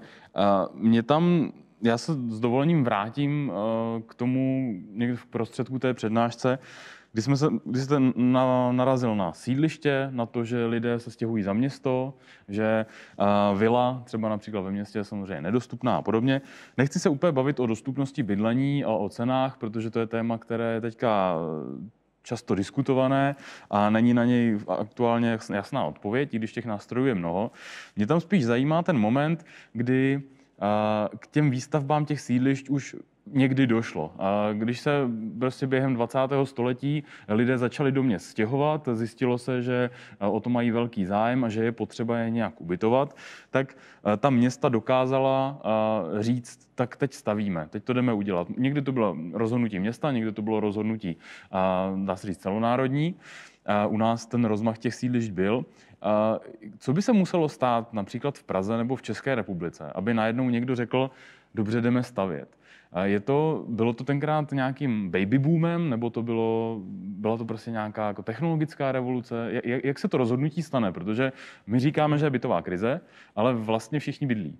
Tak jak to poznáme? Kdy se stane ten moment, kdy že začneme stavět? Ano, to začneme ano, to je výborná otázka, Jiří. Přesně tak. Musí se sejít více faktorů na to, aby ta síla překonala tu rezistenci toho systému. Tenkrát to bylo opravdu spojení několika faktorů. Za prvé nevyhovovala kvalita vybavení těch starých bytů v té staré zástavbě. To znamená, opravdu tenkrát naši rodiče by o tom mohli vyprávět, že opravdu prostě panelový dům a sídliště byl byt, který v číslování kategorií byl nejvýš, protože měl teplou vodu, studenou vodu, sociální zařízení v bytě a tak dále, což nebyl zdaleka standard těch starých domů.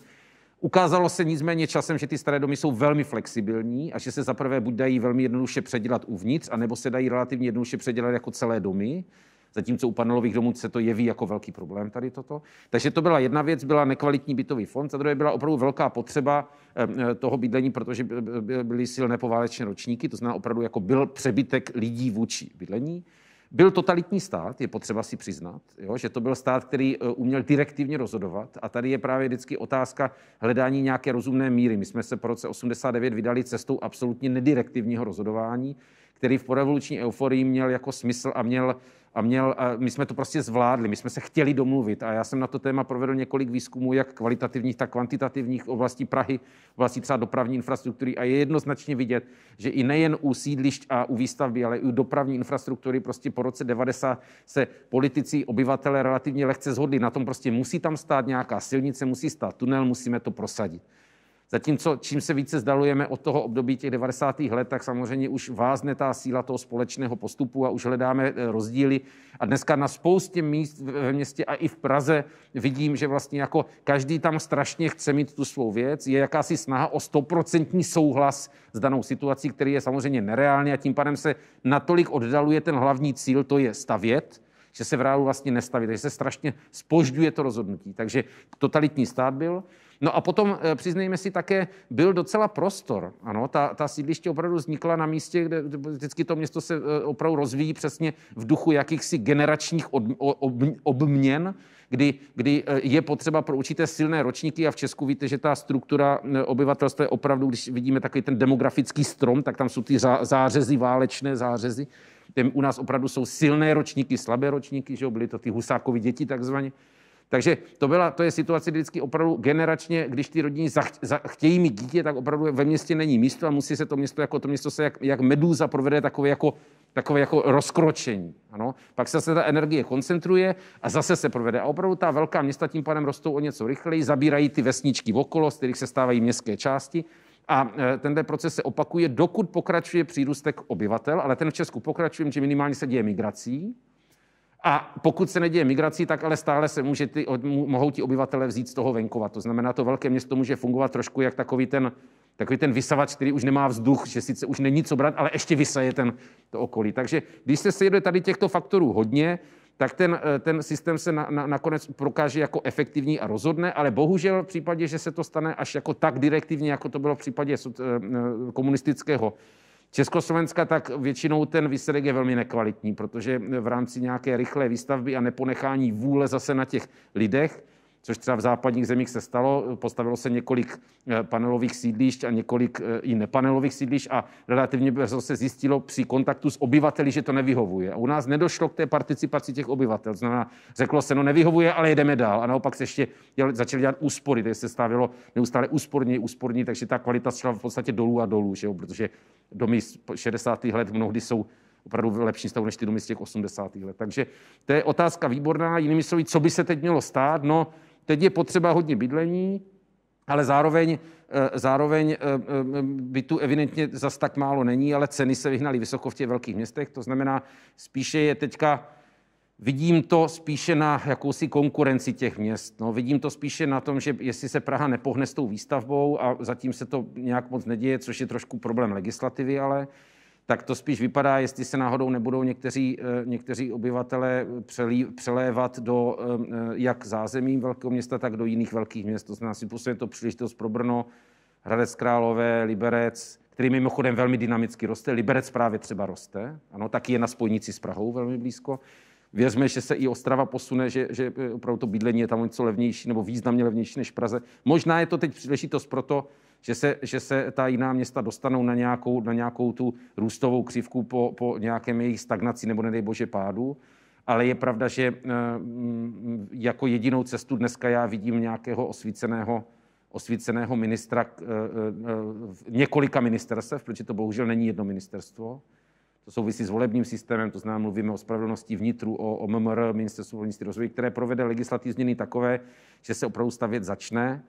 A přiznám se, že zatím mi úplně nepřipadá, že změna v rámci stavebního zákona je tou změnou, která toto jako významně posune, protože městům toho bylo sebráno zas až příliš. Já si myslím, že město je schopno se rozhodnout, ale že dneska moc ta města se rozhodovat nemohou.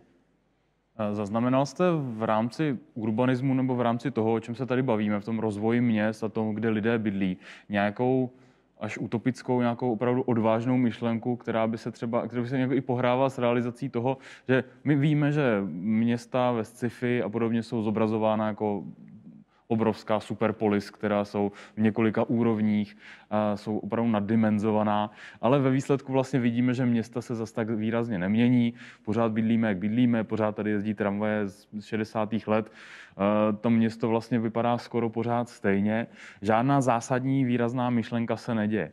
Myslíte, že bude nějaká takováhle na pořadu dne, že někdo s ní přijde, anebo prostě města budou opravdu žít tak, jako, jak se říká tady na starém kontinentu, tak, jak je teďka známe a k tomu zásadnímu rozmachu dojde někde jinde?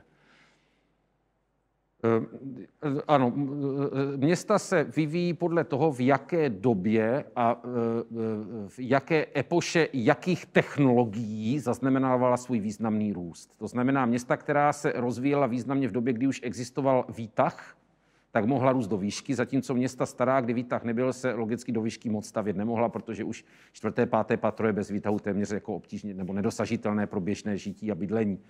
To znamená, chceme-li dosáhnout měst z sci-fi seriálu, musíme počítat s technologickou novinkou. Takováto technologická novinka, já jsem ji zmínil, by mohla být nějaká inteligentní hmota, to znamená nějaká schopnost prostě proměny a jakési self-organizace nebo nějaké řízené samoorganizace, můžu-li to takhle bizarně popsat. protože všechny technologie, které máme a které dneska jsou samozřejmě postaveny na technologiích minulých. My vždycky můžeme manipulovat s atomy, protože jsme předtím se naučili manipulovat s molekulami. Jo? To znamená, můžeme stavět do výšky, protože jsme se naučili nějakým způsobem zpevnit materiál, který udrží tu stavbu samu sebe. To znamená, ve chvíli, kdy my na dnešních technologiích a spousta autorů o tom píše, Michio Kaku mě třeba napadá jako velmi významný takový futurista, tak píše o několika technologiích, které by mohly významně změnit svět, ale tím pádem bude to určitě jako doplněk ke stávajícím městům. Nebude to něco, co by se asi těm městům v takových těch sci-fi filmech podobalo. Kde by mohlo nastat potom něco opravdu úplně nového, to by znamenalo, že budou objeveny nějaká bohatá ložiska něčeho, kde se znovu postaví město od nuly v době nějakých nových technologií. Musela by existovat nějaká nová Brazílie, nová Dubaj a tak dál. V Číně se to ostatně to zakládění měst děje, tam vzniká opravdu jedno nové město relativně často, nevím, jestli na každý týden nebo něco takového se zakládá nové město. Takže dokážu si to představit jako v nějakých hrubých rysech, ale přiznám se, že jak jsem studoval vývoj měst a spoustu návazných vědeckých disciplín, včetně technologických, tak si myslím, že s velkou pravděpodobností můžu tvrdit, že taková ta opravdu futuristická města zde nebudou. Budou možná futuristické čtvrtě.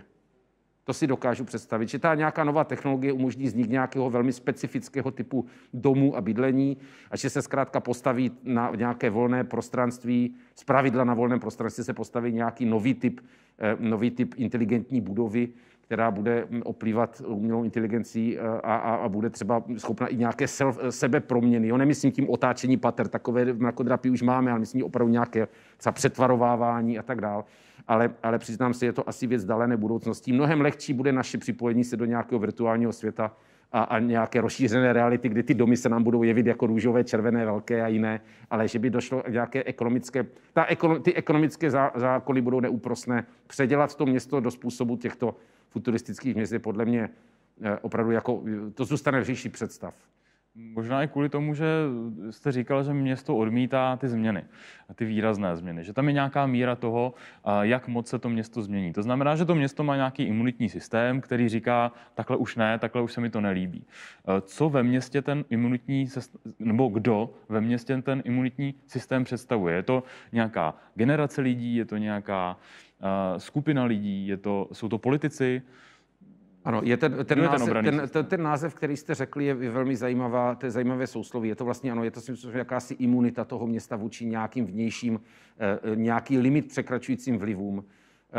Ano, velmi nerad oddělují ten vliv těch jednotlivých lidí. To znamená vždycky na konci, nebo možná ne na konci, ale vždycky je v průběhu potřeba politická vůle.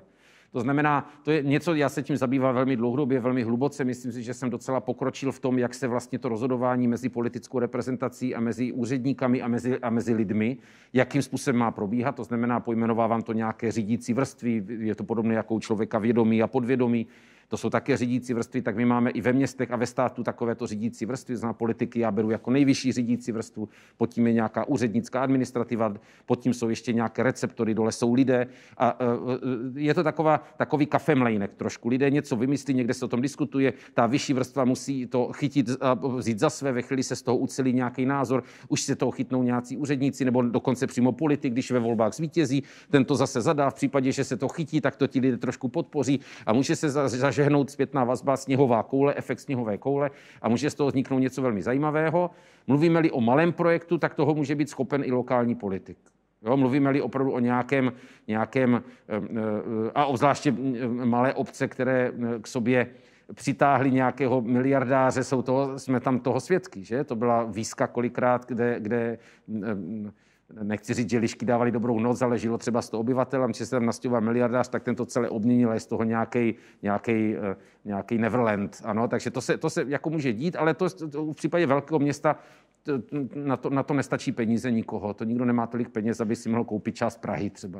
A my jsme se tady o těch vlastně úspěšných menších obcích bavili minule. To znamená, že obce, které využívají té gravitace toho velkého města, jako můžou být třeba Dolní Břežany nebo Říčany, města, která by samozřejmě bez té přítomnosti toho velkého města nebyla tam, kde kde jsou, ale jsou to města, která využívají to maximum těch výhod té současné společnosti. Využívají dotace z Evropské unie, využívají moderních technologií, využívají toho, že v nich chtějí bydlet třeba vzdělaní lidé.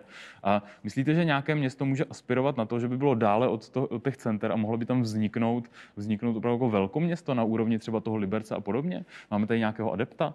No, dneska je v důsledku digitálních technologií je dneska možné všechno, ale je to velmi nepravděpodobné. To znamená, dneska opravdu svým způsobem třeba počítačové technologie mají tendenci se přehřívat, je důležité je chladit. Proto velké společnosti internetové umísťují své serverové centrály do zpravidla chladných území, ať už je to Kanada nebo třeba severské země. Nejsem si tím jistý, ale mám pocit, že Google má nějakou centrálu někde ve Finsku. Ano. Což je samozřejmě budova, která svým způsobem nemusí být nějak obhospodařovaná, ale v reálu musí, že musíte to tam řešit. To znamená, dokážu si představit, že nějaké typy technologií, které budou potřeba určité specifické podmínky, které na planetě Zemi nebudou všude a budou vyžadovat nějakou stavbu někde konkrétně na Zemi a v případě digitálních dat není problém to spojení do těchto odlehlých oblastí, tak si dokážu představit, že u takového městečka může vzniknout nějaké, ať už obchodní překladiště, následně obydlí pro ty zaměstnance a následně se z toho může stát i relativně velké město, ale pozor na to, o čem mluvíme, co říkáme, když je to, co myslíme slovem velký. Jo? Znamená 100 000 město, to si dokážu představit. Pro Čínu je 100 000 město nic. Ano, pro nás je 100 000 město hodně, protože takových měst máme asi 11, takže pro nás by to bylo, v Česku je to nemyslitelné, ano, ale jinak určitě v zemích, které oplývají 100 miliony obyvatel, je 100 000 město taková vesnice, opravdu. Takže to určitě možné je, ale musí to mít nějaký důvod. No stále ještě pořád se těží spousta rud a pořád využíváme přírodní bohatství, to znamená, ta průmyslová revoluce zdaleka neskončila. Odsunula se od nás. No, odsunula se z Česka, odsunula se z Evropy, odsunula se z vyspělých států, ale to neznamená, že se rozvojové země, nebo dříve rozvojové země s tímto dneska nepotýkají. Takže stále to možné je, představit si to dokážu, u nás tedy ne. U nás ten systém osídlení je velmi pevně usazen. Mám tady nějaké otázky od diváků, pardon. Dobrý den, jaký má město vliv na potřebu soukromí člověka? Vy jste tady to téma vlastně nakousnul, to, že my reálně v tom městě můžeme mít vlastně více soukromí díky tomu, že jsme každému tak trošku ukradení, jestli můžeme tak trošku dělat, co chceme. Říkal jste taky, že se to bude časem měnit. Aktuálně to spěje tedy k čemu? Třeba Praha na tom žebříčku toho, jak hlídáte své občany, ty obyvatele, jak je na tom vlastně? Jak je to tady s kamerovými systémy? Jak je to s tím, jaký mám přehled o Pražanech, když to porovnáme třeba s Londýnem? Ano, v Londýně existuje, já teď nevím to číslo, ale je to na jednoho člověka, je to nějakých 400 000 kamer, kolik sleduje ulice Londýna, je to obrovské množství.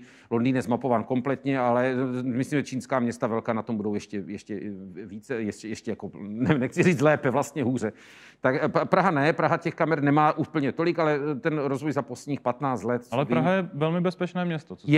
Tam už se jedná o kulturní specifiku. My jsme obecně velmi teď jsem chtěl říct kulturní národ, to si nejsem úplně někdy jistý, ale rozhodně jsme velmi bezpečná země a Praha je opravdu brána jako jedno z nejbezpečnějších milionových měst, možná nejbezpečnější milionové město na světě. Nedá se říct nejbezpečnější město, protože určitě existuje někde nějaké město, které je městem, má 5 000 obyvatel a nikdo tam nikdy nikoho nezabil. Jo? Ale mluvíme-li o opravdu velkých městech, milionových městech, tak Praha se říká, že je snad možná nejbezpečnější milionové město na světě, nebo minimálně jedno z nejbezpečnějších. Takže v tomhle ohledu i ten tlak na zavádění kamer tady není až tak velký, ale přece jenom kamery tady už jsou jako dost. Ten stav se za těch 15 let proměnil. Není to na úrovni Londýna, ale sledovat někoho, vysledovat nějakou zlodějinu, nějakou krádež zpětně u spousty činů v Praze je dneska opravdu jako reálné. A ostatně primátor má, co si vzpomínám ze své funkce, má k dispozici, měl jsem přímo obrazovku a mohl jsem i já osobně, ale neměl jsem to důvod využívat, ale mohl jsem já si zapnout a připojit se na každou kameru městské jako hlavní, protože primátor je nejvyšší šéf městské policie, pokud to není svěřeno nějakému náměstkovi. To znamená, já jako vlastně nejvyšší zaměstnanec městské policie, můžu-li jste tak označit, jsem měl samozřejmě přístup do kamerové sítě hlavního města Prahy. Přiznám si, že jsme to využili jednou, když jsme to zkoušeli, jestli to funguje. Jo? Od té doby jsme se na to nikdy nepodívali, ale byla tam obrazovka, byl tam joystick, kterým jsem mohl ovládat kamery. Nicméně ta otázka ale byla velmi dobrá, kterou jste položil, a to je, jak je to s tím soukromím. No, víte, ono je to všechno něco za něco. Ano, podobně jako ty účesy, co jsme si ukazovali. Na jednu straně jsme jako všichni stejní, chodíme všichni třeba v upnutých kalhotech, a na druhou stranu každý má ty kalhoty jinak roztržené. Jo? Všichni jsme nějak ostříhaní, ale někdo z nás je ostříhaný jinak. Jo? Zatímco samozřejmě ten rozdíl na té vesnici je, že jo, někdo prostě se ráno navoní a někdo se nenavoní. Ten rozdíl je jako větší. Ano, my jsme ve městě tlačení všichni dohromady a do stejného, ale v tom stejném se začínáme v malém lišit. Ano? Což se projevuje třeba, jak jsem řekl, tím tetováním, mimo jiné. Ano? A úplně stejně je to s tím soukromím. To znamená, my máme třeba pocit, že jsme jako velmi anonymní prostředí, ale ve skutečnosti tím, že používáme všichni neustále nějaký typ elektroniky, který ve městě je častější než jinde, tak ačkoliv si to neuvědomujeme, tak v digitálním prostředí zanecháváme obrovské množství stop. V podstatě každý z nás je dneska neuvěřitelným způsobem obtisknut do Google světa. Jo? To poznáte, když kliknete na... Že hledal jsem svým 2 klukům autíčko, a od té doby mě chodí furt reklamy na autíčku. A i mé ženě chodí reklamy na autíčku. Vůbec nevím, jak na to ta umělá inteligence přišla. Jo? Když si mě přišla reklama na Viagru. Jo? Proč? Jo? To někde se něco popletlo. Jo? Takže my každý získáváme děláme jaký optis do digitálního světa. Ten je samozřejmě větší ve městech. Takže taková ta myšlenka ve městech, já jsem anonymní. No ano, ale v digitálním světě naopak jsem vlastně mnohem víc viditelný, když jsem ve městě.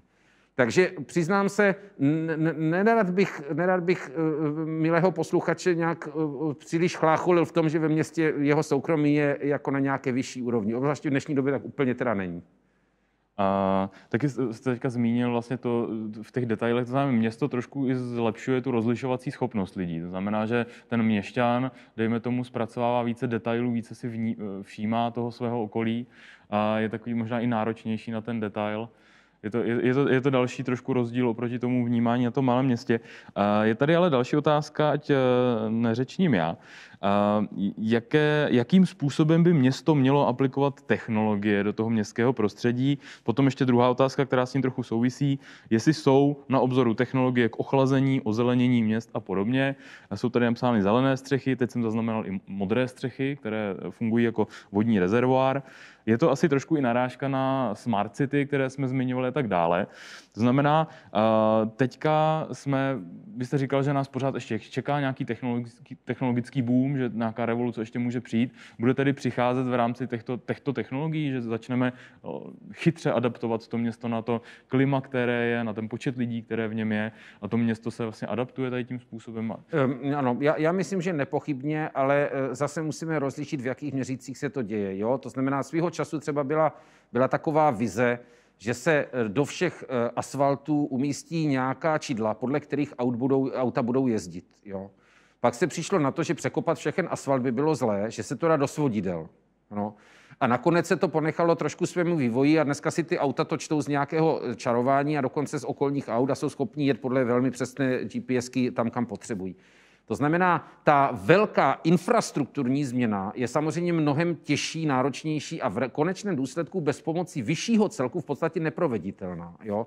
Takže muselo by zasáhnout stát a musel by jako nařídit, sehnat peníze z celé České republiky, aby on v nějakém městě něco obměnil. Město samotné na to v podstatě nemá. Jo? A je to logické, ostatně my fungujeme úplně stejně. Vemte si, aby vy sám jste, nebo když já se chci změnit, jak tomu zpravidla potřebuji pomoc někoho.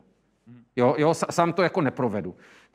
Takže ta velká změna reálná není, naopak ta malá je reálná a ta je běžná a obzvláště soukromý sektor se s tím umí hodně dobře pohrát. To znamená, myslím si, že větší role, nebo důležitější, nebo lehčí, nebo rychlejší možná je, když ten veřejný sektor buď to v rámci nějaké spolupráce, anebo alespoň umožnění, usnadnění, anebo nějakou podporou ty nové technologie umožní. Sám o sobě ten veřejný sektor je natolik těžkopádný, že si myslím, že než on něco nového zavede, tak ten svět tu technologii je schopen dokonce přeskočit. A tím vlastně narážíte nebo dostáváte se k tomu, co jste sám zmínil během přednášky, problémy s těmi celonárodními systémy, jako je třeba sčítání lidu, elektronická známka a tak dále.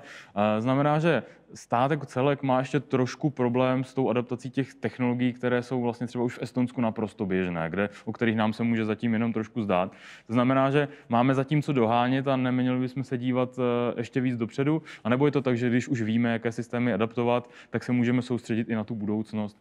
Co by bylo za těmi systémy? Co je další krok? Když už budeme všichni fungovat elektronicky, budeme si všechno moct vyřídit elektronicky, nebudeme muset na úřad, co je potom to další?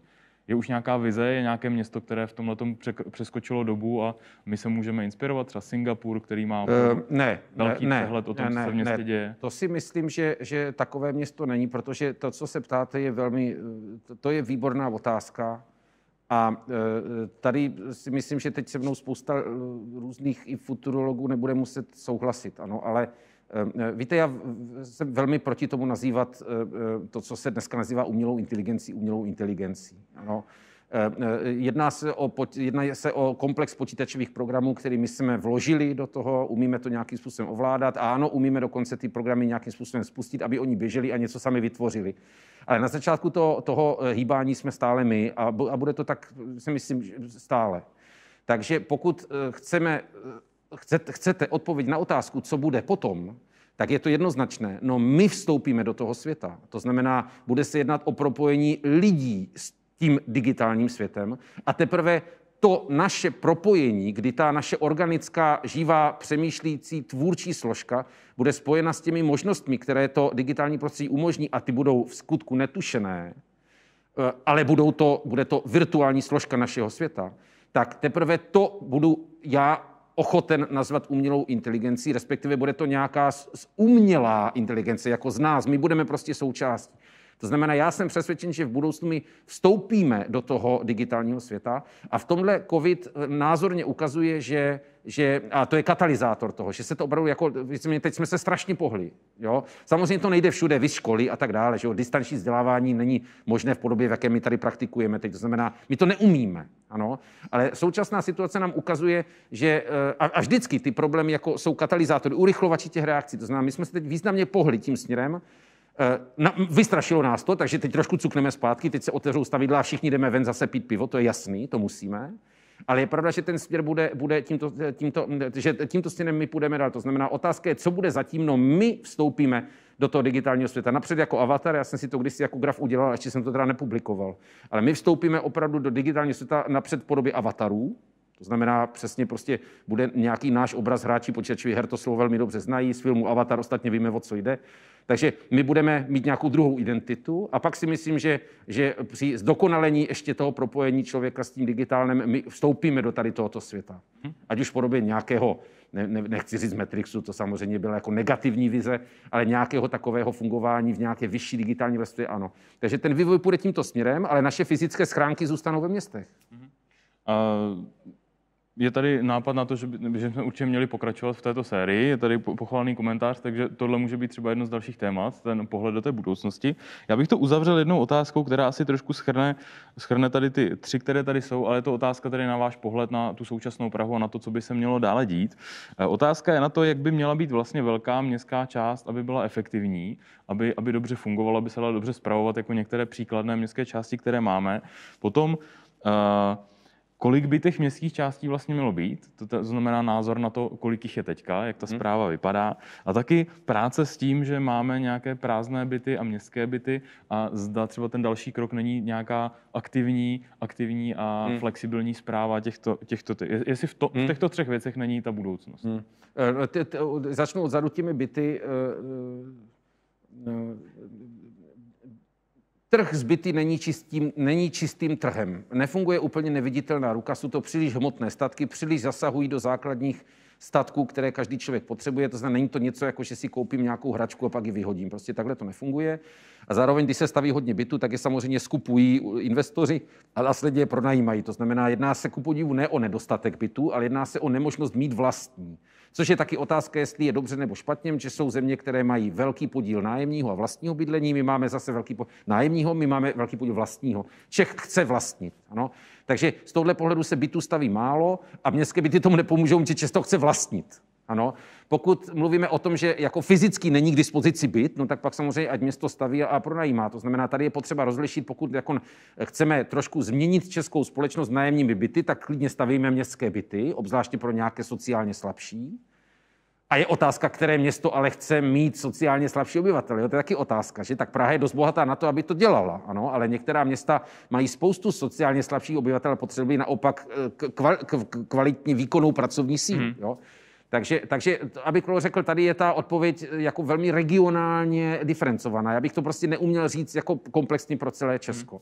A konkrétně pro Prahu si myslím, jo, klidně stavět městské byty, ale tím pádem přednostně městské byty měly být třeba pro učitele. Protože učitelé mají zase plat podobný jako všude ve státě, zatímco je vyšší náklad na živobytí v Praze. Takže ano, město by mělo stavět městské byty, ale pro své zaměstnance. Podobně jako by velké firmy měly stavět byty pro své zaměstnance. To si myslím, že je v pořádku. A mimochodem to tak dřív bylo. Baťa stavěl byty pro své zaměstnance. Proto vznikl Zlín s těmi cílovými krychlemi. Ano. No a co se týče těch městských částí, to je otázka, která se strašně dlouho tady táhne. Obecně není problém ve velkém nebo malém množství, byť při rešerši se ukazuje, že taková jako městská část, to borough, takzvaně londýnské borough, má opravdu třeba 150-300 tisíc obyvatel. To v Praze nemá žádná městská část. Velmi to souvisí s tím, kdo tam vládne, to znamená, je otázka, jestli by tam neměl ale být jako jeden správce. Jo? Tak když tam dáme zase 70členné zastupitelstvo, tak to moc nepomůžeme. Takže v Praze jsme daleko pod tím, co když vezmeme větší města než Praha, tak ty městské části jsou opravdu větší. To znamená, to bychom potom Prahu museli rozdělit na 5 částí. Jo? 1 200 000, to znamená, bylo by centrum a pak severozápad, jihovýchod 4. Jo? Myslím si, že policie České republiky má Prahu rozdělenou do 4 okrsků. To znamená, v podstatě se dá zajít na policii ČR a říct, jak to máte. A bylo by centrum uprostřed, Afrika, taková to památková zóna. No, a nebo teda jít obrácenou cestou, a to je jako v uvozovkách vykašlat se na nějaký rozvoj městských částí a udělat údržbu, což je ale cesta, kterou já bych osobně klidně podporoval, ale nemusím o tom zaplať pánbůh rozhodovat. A to je cesta, která by znamenala, že městská část opravdu provádí svoji údržbu veřejných prostranství, neřeší moc rozvoj, to zůstává centru. A pak taková městská část může klidně být velikostí malé obcičky nebo nějaké malé čtvrtě. Může to být opravdu třeba Dejvice, jako čtvrt, nikoliv Praha 6, Dejvice, Bubeneč. Byly by to Vršovice, Vinohrady, ano. Byly by to tak trošku katastrální území dříve, to znamená, těch částí by mohlo být 130. Paradoxně by vlastně jako kdo by tím utrpěl? No, utrpěly by ty velké městské. Ty malé by zůstaly tak, jak jsou. Březině Ves by zůstala, protože je malá už dneska. Benice, Kralovice, Zatalice, to všechno by zůstalo. No a rozdělovaly by se ty velké části, jo, na mnoho malých katastrálních území. A pak by ale adekvátně s tím měla klesnout vlastně pravomoc rozhodovat o rozvoji. Mělo by to být opravdu údržba a nějaký poradní hlas. Ano. A obě dvě ty cesty jsou možné. Abych pravdu řekl, myslím si dneska trošku po ne zkušenosti, protože my jsme dokonce nějakou analýzu před 10 lety zjistili, že, a to byla vlastně vstupní analýza, že úspora na správě je velmi malá. Kdyby městské části nebyly, tak ta úspora je velmi malá. To bylo v desítkách milionů, to Prahu nespasí. To znamená, nevzpomínám si, že by byl nějaký jako silný tlak na to, já ještě když si dávno byl na radnici, ale teďka v poslední době si myslím, že možná ta cesta takového toho přirozeného rozmělňování a tedy oslabování té moci a tedy ale zpřirozeňování těch celků, tak jestli ta není politicky průchodná, ale přiznám se, jako doléhá ke mně ta politická diskuze teď na tolik velké dálky, že abych řekl, ten aktuální trend, který se v zastupitelstvu diskutuje, já úplně nevím. Udělali jsme k tomu nějaký podklad v rámci výzkumu dříve a ten byl prezentovan a převzat a tam jsou obě dvě ty varianty mimochodem. Jak to zmenšení počtu, tak to zvětšení, ale nevím, jestli na to byly nějaké reakce. Děkuju. O čem se budeme bavit příště? No, bude-li příště, protože byla plánovaná trilogie, tak si myslím, že by bylo pro zaměstnance města, pro politiky a pro zaměstnance Institutu plánování rozvoje a dalších koncepčních organizací v České republice, jako je MAPA, brněnský KAM a další. Takže by mohlo být zajímavé povídání právě o tom způsobu rozhodování a tom správném managementu řízení změn ve městě, to znamená o těch řídících vrstvách a o tom, jak se vlastně tvoří rozhodnutí, o tom, co je to rozhodnutí a o tom, jak udělat dobré rozhodnutí. Tak pokud by byl zájem a byla by vlastně sledovanost, že se odvíjí od toho, tak by to mohlo příště být tímto směrem sděleno. Můžeme se případně zeptat i vás, diváků, co byste se rádi dozvěděli, případně k tomu tématu, které Tomáš Hudeček zmiňoval, jaké příklady ze zahraničí by vás třeba zajímaly a co byste se chtěli dozvědět. Moc krát děkuju, Tomáši. Jsem rád, že jsme se tady opět potkali, doufám, že se potkáme příště. S vámi se tady loučím, pokládali jste ale i dotazy, co se týče ekologie a udržitelnosti měst. Na to vám mohu doporučit sérii Rethink Architecture, kterou najdete v našem archivu. Začali jsme právě teďka sérii, která se věnuje uhlíkově neutrálním městům, takže tam najdete některé odpovědi na to, na co jste se ptali. A taky jsme tady nakousli dopravu a rozvoj regionů kolem velkých měst. Tomu se budeme věnovat zase příští týden, kde budeme probírat vysokorychlostní železniční tratě a jejich rozvoj v České republice. Tam se spolu opět potkáme. Pro dnešek se s vámi loučím, děkuji za vaše dotazy a dobrou noc.